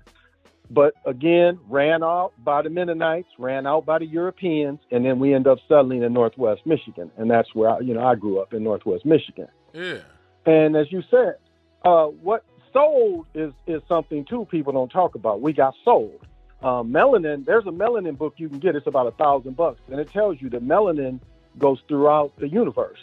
It is one energy that goes everywhere you find, everywhere you move. So, I'm fairer than you are. My mother is fair. And so we had Irish, but Irish were considered swarty. They weren't considered like the English, as far as and treated very badly. In a movie I tell everybody to watch is The Gangs of New York. That tells you what natives are too. Yep. Because in the movie it says natives are the first generation from Washington. Yep. I don't know if you've ever studied that before. Yeah. And then the movie Gangs in New York tells you about the natives and also tells you about the infighting amongst Europeans and how. And if we study that movie, we can also study how to manipulate that if we ever get on cold. But thanks for giving us a call about that, man. I got a bunch of people waiting. Okay, thank you, bro. Have a good one. You too. Yeah, like what that brother said, our story is complex. It's extremely. It's not a one size fits all story at all when it comes to our relationship with this country as Black Americans. What's up, caller? What's your name? Where you calling from? Hey, what's up, Dwan? It's Takeover Comedy. How you doing, bro? What's up, Takeover? I just wanted to say it's possible, but it's not probable.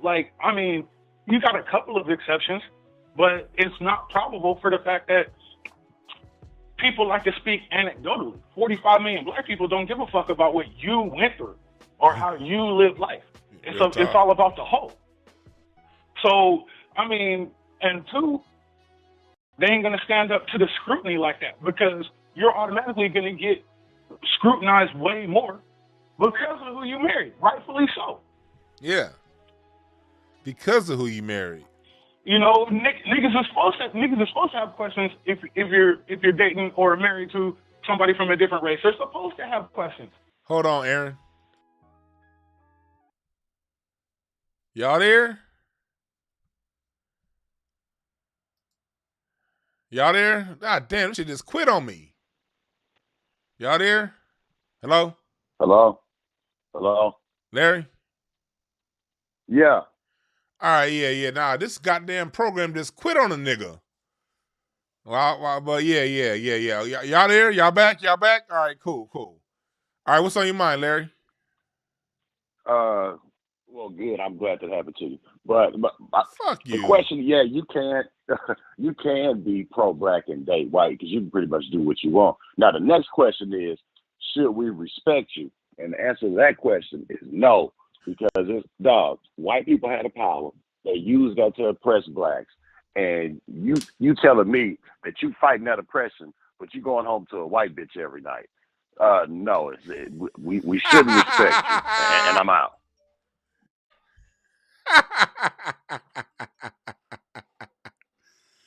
Hey, that's a good point. Like, you fighting the expression by you fighting the oppression by giving in to it, huh? And that'd be the big thing. It'd be the whole I've arrived as ism that cats be having when they do this whole interracial thing. Man, you have not arrived. You are married, dope. But dude, you have not solved anything when it comes to racism. What's up, caller? What's your name? Where you calling from? Hey, what's going on? It's Frank Green III from Houston. Frank Green III from Houston. What's on your mind? Oh man, I can't call it. Check this out, bro. Like you were saying, it's the thing with me with interracial brothers who date outside their race on purpose. It's like they do that on purpose, and then they use it as excuses. Like, I didn't grow up around, Black people in my life. I didn't, live in this certain area or whatnot. But you exclusively date outside your race. And it's perplexing to me because, I grew up in the suburbs, my damn self, all my people from the country or the hood or whatever. And I didn't go outside my race on purpose. You know what I'm saying? It was like, hey, whoever comes, hey, I'm down for whatever. but I'm not exclusively stepping over the females that look like me, act like me, come from the same, genetic scheme or the same background as me, and think I'm finna come up off of them. You know what I'm saying? Like I got a closeness to whiteness by dating them, especially white girls. I mean, damn, you only got two categories. You got the thick, fine white girls, and then you got the big old bad built ones, and then you got the exclusive socialite class. So when I see you exclusively trying to pick them over any other group that's within your own within your own background, that's when I'm like looking at you funny. You know what I'm saying? And that's a good point you raised there, because look, I'm not saying someone can't run across somebody that they just click with, and you down for her, she down for you. That happens. That can definitely happen interracially. Yeah, that happens. And especially if you went to like a white high school, this is just science. You're generally going to be attracted to the women you were around, if you're a man, or vice versa, that you were around at the age of puberty. When you hit puberty and you start to feeling the tingling and the dingling, the women you see in the classroom sitting next to you, those are probably going to be the style of women that you're attracted to the rest of your life. And hey, but at the same time, you also got to look at why are those type of women attracted to you. But no, that's a little deeper. I'm just talking about more on the surface level. That's a little deeper. Yeah, that's a little deeper. Sometimes you got to look at why is that you really attracted to your black. On a scientific level, you're going to get to that. It's general. You get general attraction. I get that. The issue to me comes in when you be like, you know what, your ass was raised in the hood, but all you do is talk about white women and how you can only date white women and how white women this, white women that, or even it's not just white women nowadays. A lot of these niggas, they want to find anything non-black. They want to find the first Persian, the first Latina, the first Asian, the first non-black chick they can get with. Usually, that right there is the problem. And them niggas is doing that shit out of self-hate. Out of self-hate, exactly. Out of self-hate. And then you got to look at it. Sometimes it's them corny brothers that really didn't get no play at all. Yay. Because they really didn't know how to talk to people. They didn't know how to, they were social, what they call it now? Socially awkward. Yeah. Yeah, they were weirdos, you know what I'm saying? They stayed in the house. They didn't go, to the park, to the basketball court. They didn't get invited to the house parties or the civic center parties, where all the brothers and sisters were out there, having a good time back in the days. Yeah. And they feel kind of, they feel a certain kind of way, especially now that they're in their 30s and 40s. They got a little money in their pocket.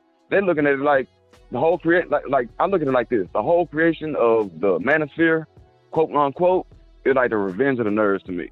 Hey, you got a bunch of brothers who really was out there socially awkward, who couldn't talk to girls, who didn't get down with the brothers or the cool kids club or whatever they want to call it. Couldn't sit at the lunchroom tables. You know what I'm saying? I know that was trending on Twitter the other day. Somebody was talking about I couldn't even sit at the cool kids table at lunch. You holding on to that shit from 30 years ago, 20 years ago, 15 years ago, and you still complaining about not being able to sit with cool kids.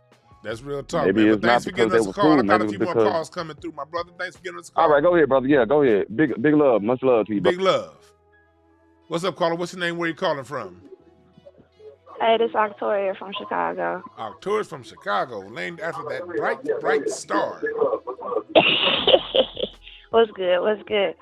Hey, I just want to speak real quick or something real quick. Okay, so I'm in the background. I need to turn my life down like Zoe said. Hold on. Are you good? Okay, so real quick. My father was mixed. My mother was black. I feel like the kids that come from that are more pro-black than the parents themselves, although my father was like, he looked like a Mexican, or he looked like he was mixed, but at the same time, he never represented the white side of him. Mm-hmm. It was almost like he never talked about it. You know what I'm saying? But I always consider our generation, because I'm 42, the first generation to be integrated. Mm-hmm. So, like, to see how that was going to work out and everything.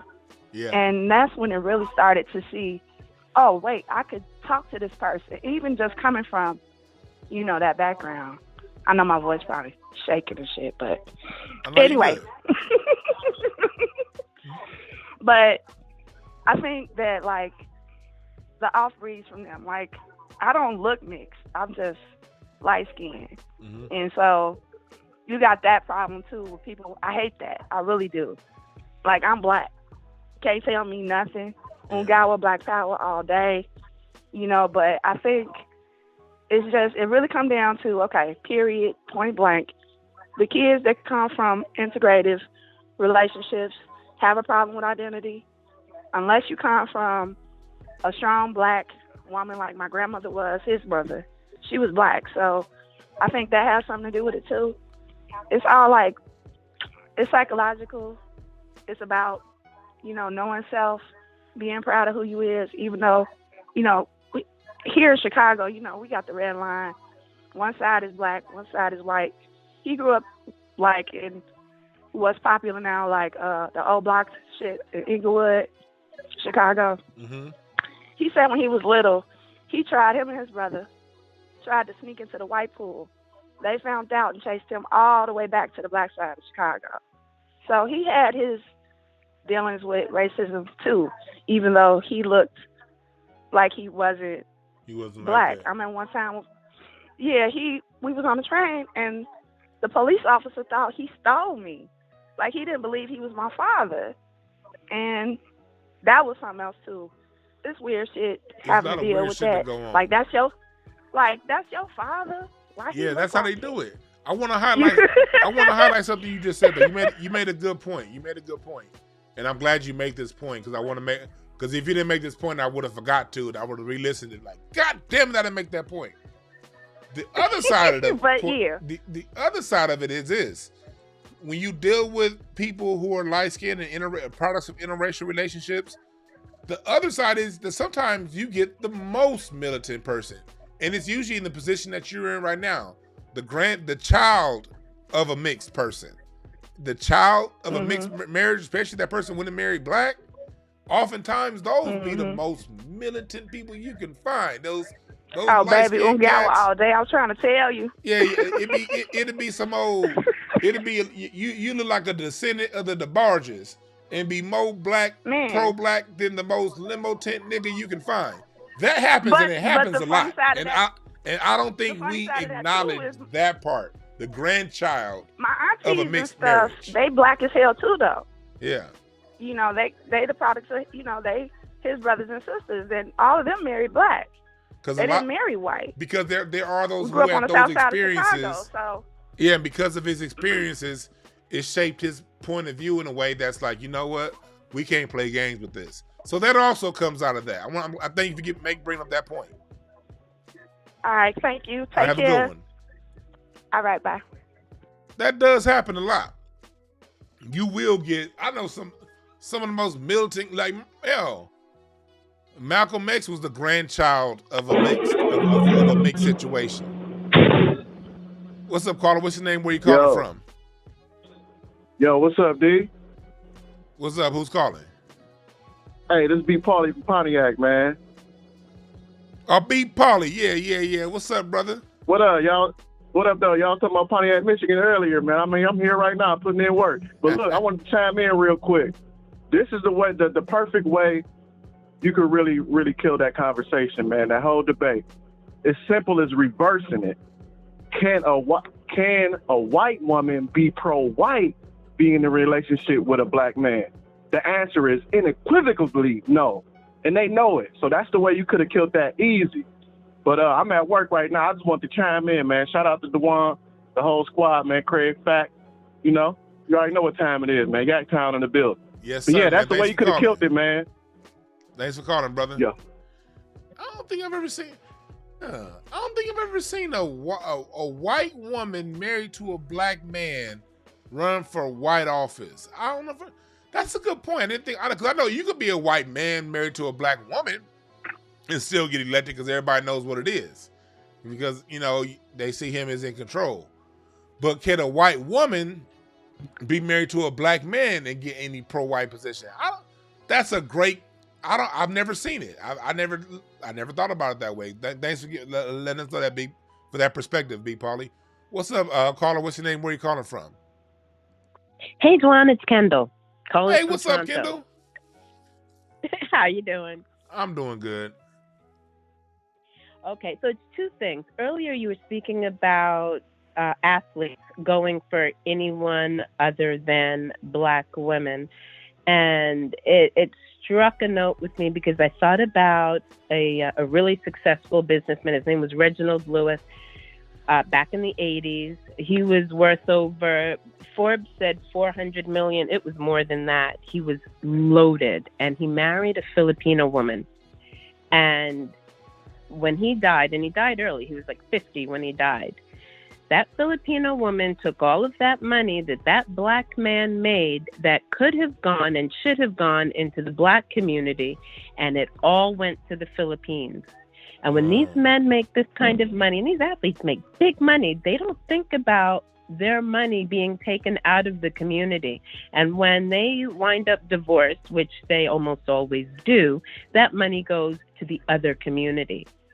And I just feel like, they need to be a lot more thoughtful about it. I don't know if they're trying to have what they call good hair babies, or if they think, it's a step up socially to have a woman other than a Black woman. But maybe if they think about it in dollars and cents, since they don't really have much ties to the community, unless it's their homeboys, then, they'll consider keeping the money Black. That's a really good point, because that right there is the major problem. The money doesn't go Black. You see, Robert De Niro married a Black woman, but he divorced her too, and that money is not gonna go to her side of the family, because that's over with. When you have the other way around. Paid. She did well. Yeah, she did. Okay. She got paid, but it's different than if she got it all. Right. And so. Right, and that's assuming that she would have outlived him. But the money that is leached from our community into other communities, there's no sense of social responsibility, community responsibility. It's because money has to be spent somewhere. Yeah, it's an open window with the air conditioner on. Right, right. And the other thing I was thinking of was my great-grandmother. Her mother was a product of rape, being enslaved. And then she was also a product of white rape. And she had 13 children. She told all of her children, and this woman passed for white very easily. I always thought she was white growing up. And she told all of her children, you go out and you marry the blackest person you can find and have lots and lots of Black babies, because she wanted to wash that white rape out of the bloodline. Wow. And then here we are, it's 2022. It's 2022, and these people are out here trying to pull it into the bloodline. I don't understand it. It's the biggest issue of self-hate possible. I'll thank you for that, kiddo. And let me know when your website is up and everything, because I want to do the show with you once everything is put together. I'm working on it today. I'm also redoing my office, redecorating. It's a whole, it's 25 years. It's time. I need a whole new everything. So it'll be a couple of days, but I'll give you a call later this evening. All right, thanks. That's Kendall Cobb. Okay, thanks, Juan. Thank you. That's Kendall Cobb, master hypnotherapist. Holla at her. But yeah, no, she's right. They if you think about this in dollars and cents, it takes on a whole new perspective. What's up, caller? What's your name? Where are you calling from? I'm working on it today. I'm also redoing. Hello? Hello? Yes, sir. What's on your mind? What's your name, sir? Where you calling from? This is Eric calling from Baton Rouge, Louisiana. Eric from Baton Rouge. What's on your mind? Yeah, man, don't let them run that. They always try that social trick, but they don't never want to talk about the economics. My grandmother still living at 90 plus, and she have a sister that went for white and still been living a white life her entire life, and cut off all connection with her Black family and still living her life as a bitter old white lady instead of a happy Black elder. Wow. See, she chose to take the easy road, huh? Yeah, married 3 white men and had a black. One of the babies came out black, and she dropped them off and let my grandmother raise him. Are you and serious? She had to raise him because he was too dark. Wow. See. But These are the stories. it all ties to the economics. If it was about socialism, like you say, we'll roast everybody if it come to that. But when it came to them economics, she ran for the bag instead of fighting it out with her people. See, that's why I like opening my phone lines, because one thing about us as black people, before the internet, we were feeling, those of us who think like this and see this, we were feeling isolated. We were feeling weird, like it's just us. We get to see here that, no, we all, the story really is complex, and I don't have to go to a book to find that out. I just can go back 1 or 2 generations and tell you the stories firsthand. We ain't crazy, black people. Our story is very complex. And when you get callers like this calling in, my story, Brother Pontiac earlier, and the brother from Boston, and the people who call in, you really get to see that this is something that we're really dealing with tangibly. And it's a whole different story. Man, thank you for that story, man. Thanks for calling in. B1, brother, I'm out. B1. Oh, and I will be doing incense and ashtrays tonight. I will. Quanes, I know I'm going to see you in there. Hopefully I see you, Star, Butter Love. Y'all going to be in the chat room for incense and ashtrays tonight. We're doing my live music mix down. Talking about the music history, music present.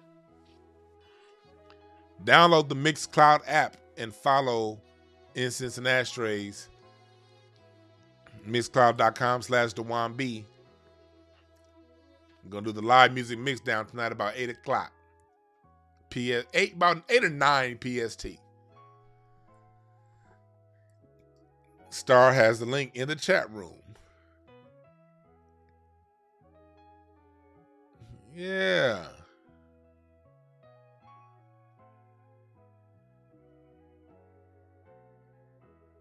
But this is real talk. I'm glad we're having this conversation, people. We're not crazy. We are not crazy. We are not crazy. We're not crazy. We've been placed into a crazy situation. And again, I'm not here to talk shit about people who are biracial or marry interracially. You can do what you want to do. I'm not one to tell people what they can't do. I'm not smart enough to tell you who you should marry and who you shouldn't. I'm just talking about speaking for us. This is going to be my last call. What's up, caller? What's your name? Where you calling from?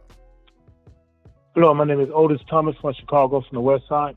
Otis Thomas from the West Side of Chicago. What's on your mind?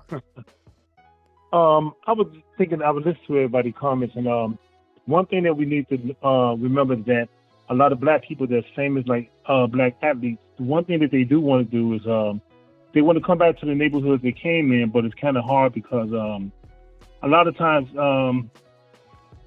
they try to come back and they have a lot of issues with the people in the neighborhood. They want to marry people. They want to marry other black people in the neighborhood, but it's kind of hard for them to do that.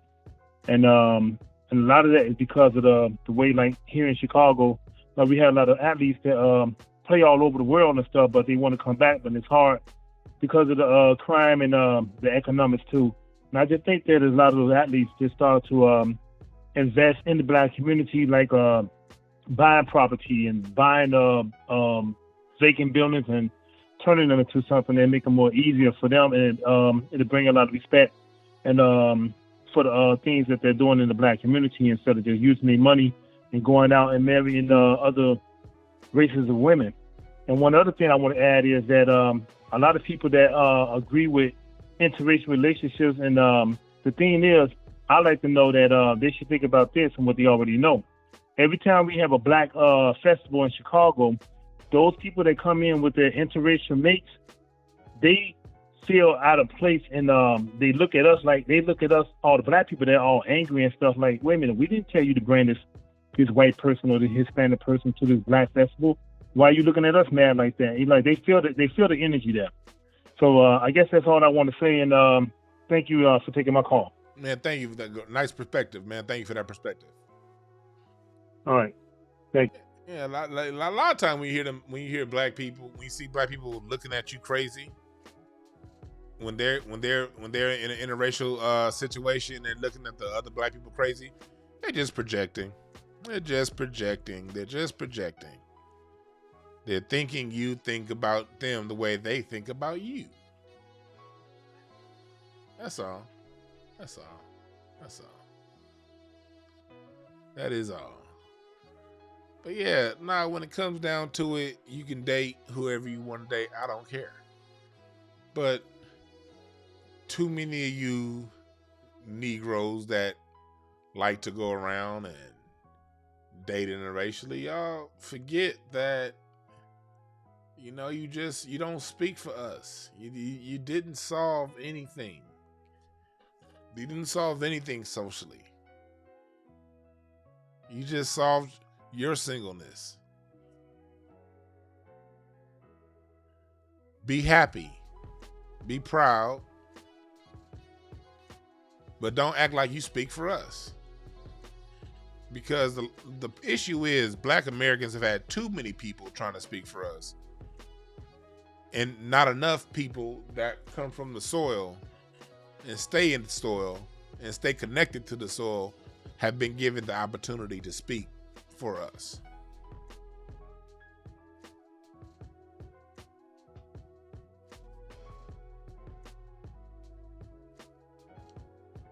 This dude says, I'm fucking a white woman to turn the world black. That's a lame excuse. I know a lot of people say that. That's one of those lame cliches. I get it. I'd rather you just say you fucking white women just because you like fucking white women. How about that? That's better. If you fucking white women because you just like, that's your cup of tea, then stand on it. You don't have to say you turn the world black. You don't have to include, if you like black women, white women, you don't have to include black people at all. You can just say, I like women with flat booties that smell like, that don't take showers when they're done with yoga class, and that's what I like. And when it's like that, I'm with it. If you like them, and that's your thing, I am with it. Cool for you, my brother, my sister. You like white men, and that's your get down, then that's your get down. You ain't got to bring it back to black people. You ain't got to say you're doing anything for us. You could just say you like what you like. That's all. I see somebody in the chat room is mad. This dude here, he seems to be mad. Man, this some sucker shit. Okay. What's so sucker about it? What's so sucker about it? What's so sucker about it? She's always interracials that feel like they're being judged. You see how that's what sometimes why I don't even like, I almost see there's no point of clarifying my comments. I can say all day you can do what you want to do, you just can't speak for me. And they take it as judgment. Yeah, you want to call in? Hey, Buddha Monk, I'll open the phone line up just for you. Tell us in the chat room what area code you're calling from. And I'll make sure to answer your call. Because I see you disagree with what's being said. I get it. You don't have to agree with me. I don't believe everyone has to agree with me. That's fine. I don't mind disagreement. Just tell me your area code so I'll make sure I answer for specifically you. I would like for you to get your discontent. If you have discontent for what's being said, I think you saying it and not typing it, I think you saying it using your words, it'll make your perspective more clear. I may have misunderstood what you said typing because, you know, you're typing in small intervals, so I may have misunderstood what the point you're trying to get at. I may have misunderstood you. So, Buddha Monk 13, call in 323-744-7425. Let the next thing you type be your area code so I know that's you calling again. I will not answer the phone call until I see the person with your area code calling in.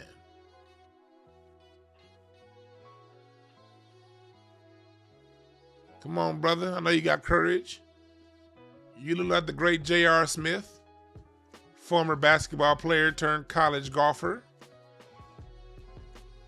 You look like you can hoop. You look like J.R. Smith, like a high-ass J.R. Smith, but yeah. What? I would know, brother. I would like to hear. No, you had a lot to say in the chat room, brother. I've been doing me. I don't need your encouragement to do me. I'm gonna do me regardless. I've been doing me all show. That's all I've been doing. You have a lot to say. I just want to make sure that I'm clear. Because when you're reading the comments, sometimes I read comments and I come in on the middle of something someone is saying, and I can get what you're saying is twisted. I can easily mess up what someone in the comment section is saying and twist it because I'm not reading the comment section the whole show. I just kind of look in and look away. So I may have gotten the context to your discontent taken the wrong way. So please call in. Stand on it. And that's another thing when it comes to interracial dating. I have respect for the people who just stand on it. You just stand on it. I like white women. I like the way they smell.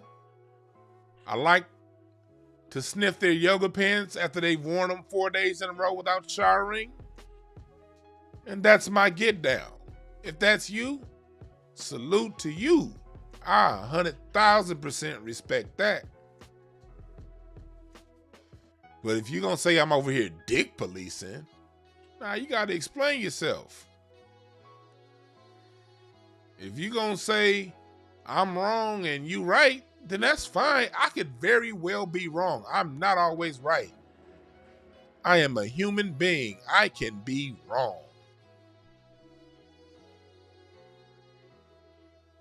But I need you to help me.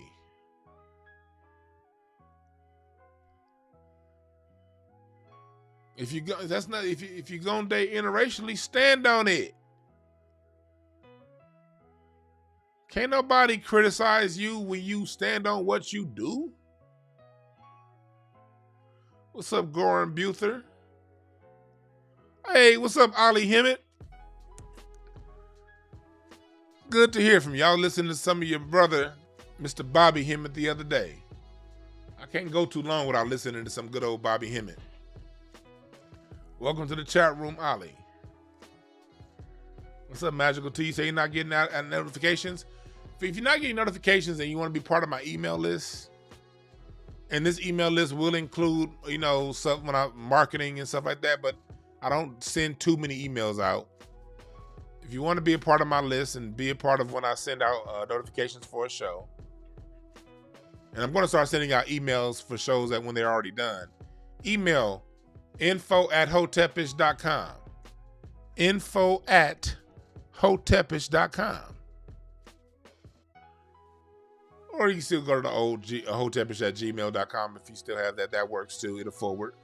But the new inbox for the Hotepish brand is info@hotepish.com. Email me and I will put you on the email list.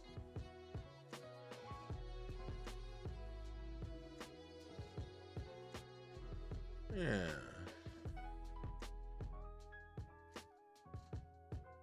So, but you see how easy that was just to calm all the trolling in the chat room down? The people who have discontent and they disagree with what I'm saying, I just encourage you to call in and express yourself fully. You notice with my callers, I let them speak. I sometimes go 3 and 4 minutes without interrupting a caller. And sometimes people in the chat room be like, and I hear y'all. Y'all be wanting me to shut certain people off sooner. But I like to allow people to get their full point of view off, to make sure I'm not getting what they're saying twisted. Because as a man, I like to respect people's point of view. This nigga Jaren 215 said, that's what happened when you get them 5150 niggas in your chat room. And Craig Factors. If she can't use your comb, don't bring her home. You 5150 and Craig Factor niggas ain't shit, boy.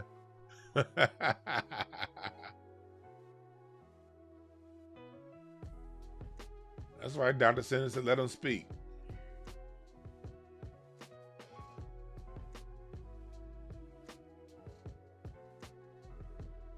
I want to thank y'all for joining me today. I will be doing incense and ashtrays tonight, so I'm about to log off right now and kick it with my wife and smoke a bunch of weed, and I'll be back with y'all around 8:30, 9 o'clock tonight Pacific time. We're gonna be on the late night tip, playing the music, explaining the music, and if you can't listen to us live, download the Mixcloud app. Let me take this call and see if it's that person. What's up, caller? What's your name? Where you calling from? Hi, my name is Nick from New Jersey. Before I talk, do you mind? I don't know if you're anti-Bible. Do you mind me reading one scripture? I'm not anti-Bible. As long as it's short, go right ahead, brother.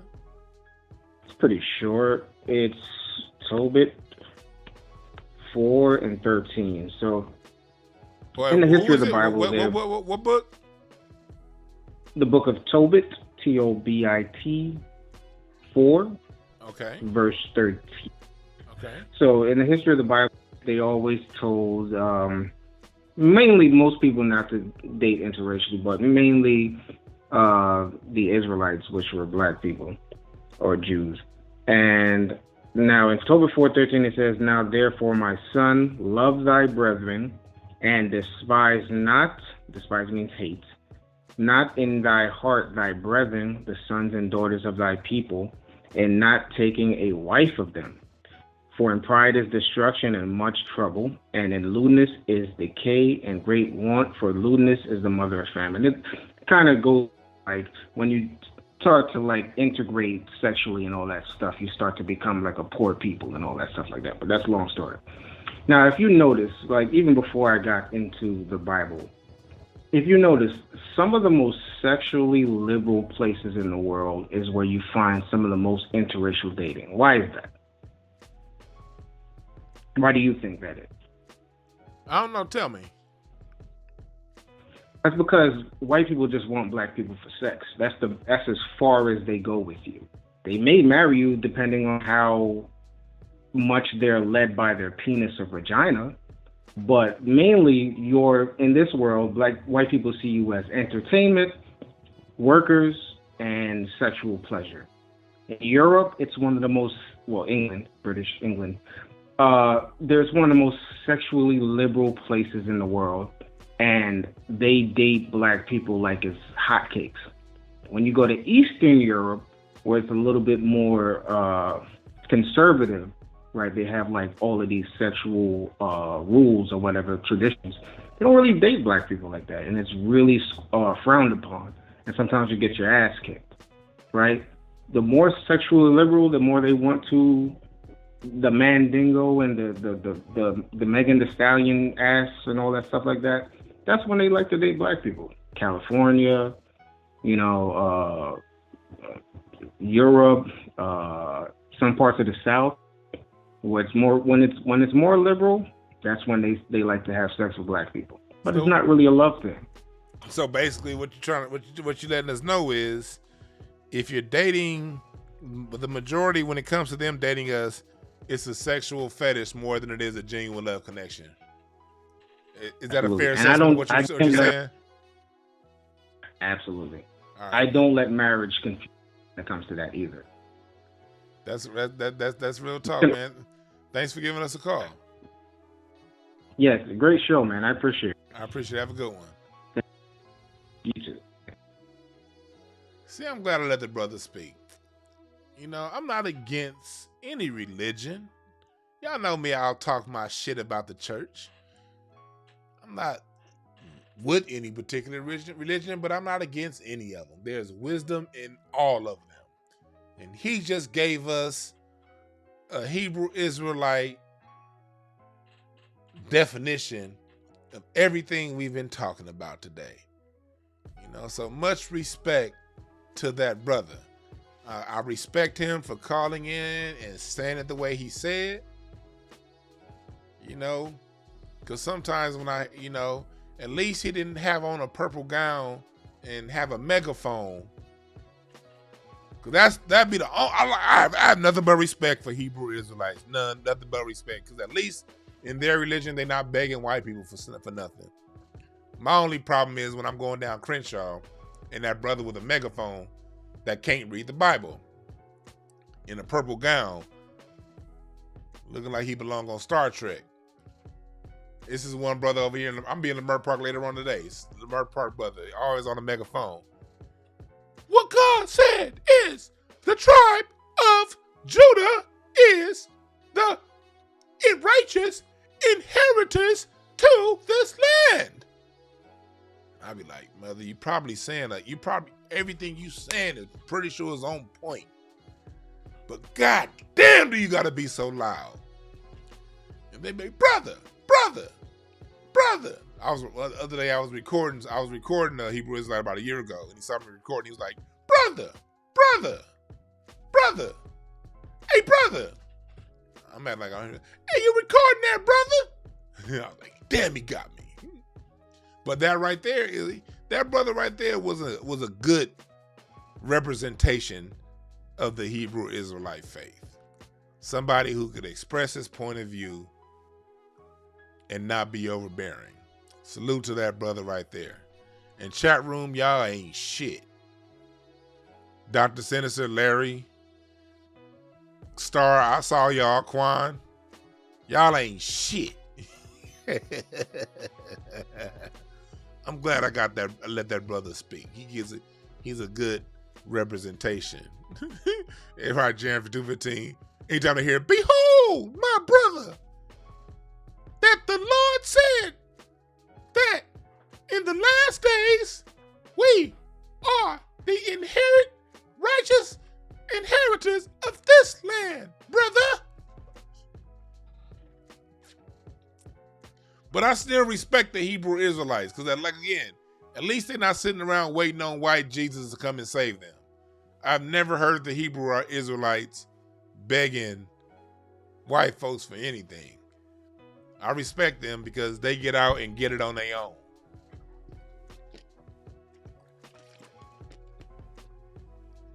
I got an uncle that's a Hebrew Israelite.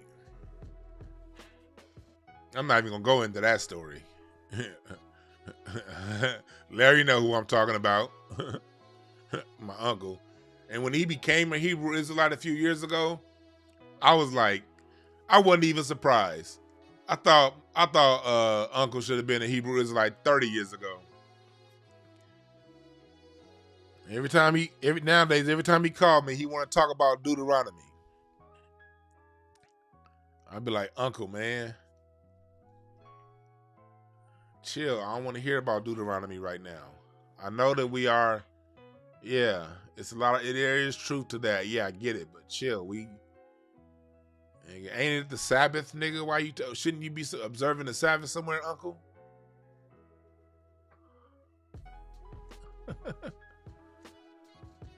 But I have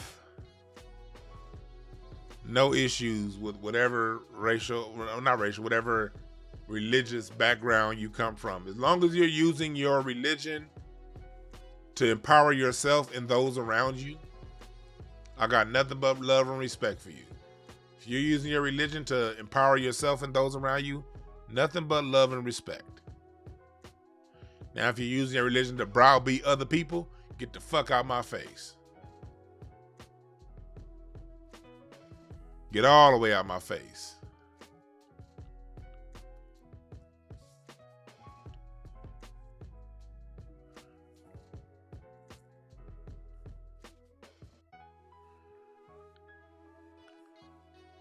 But I want to thank y'all for joining me again.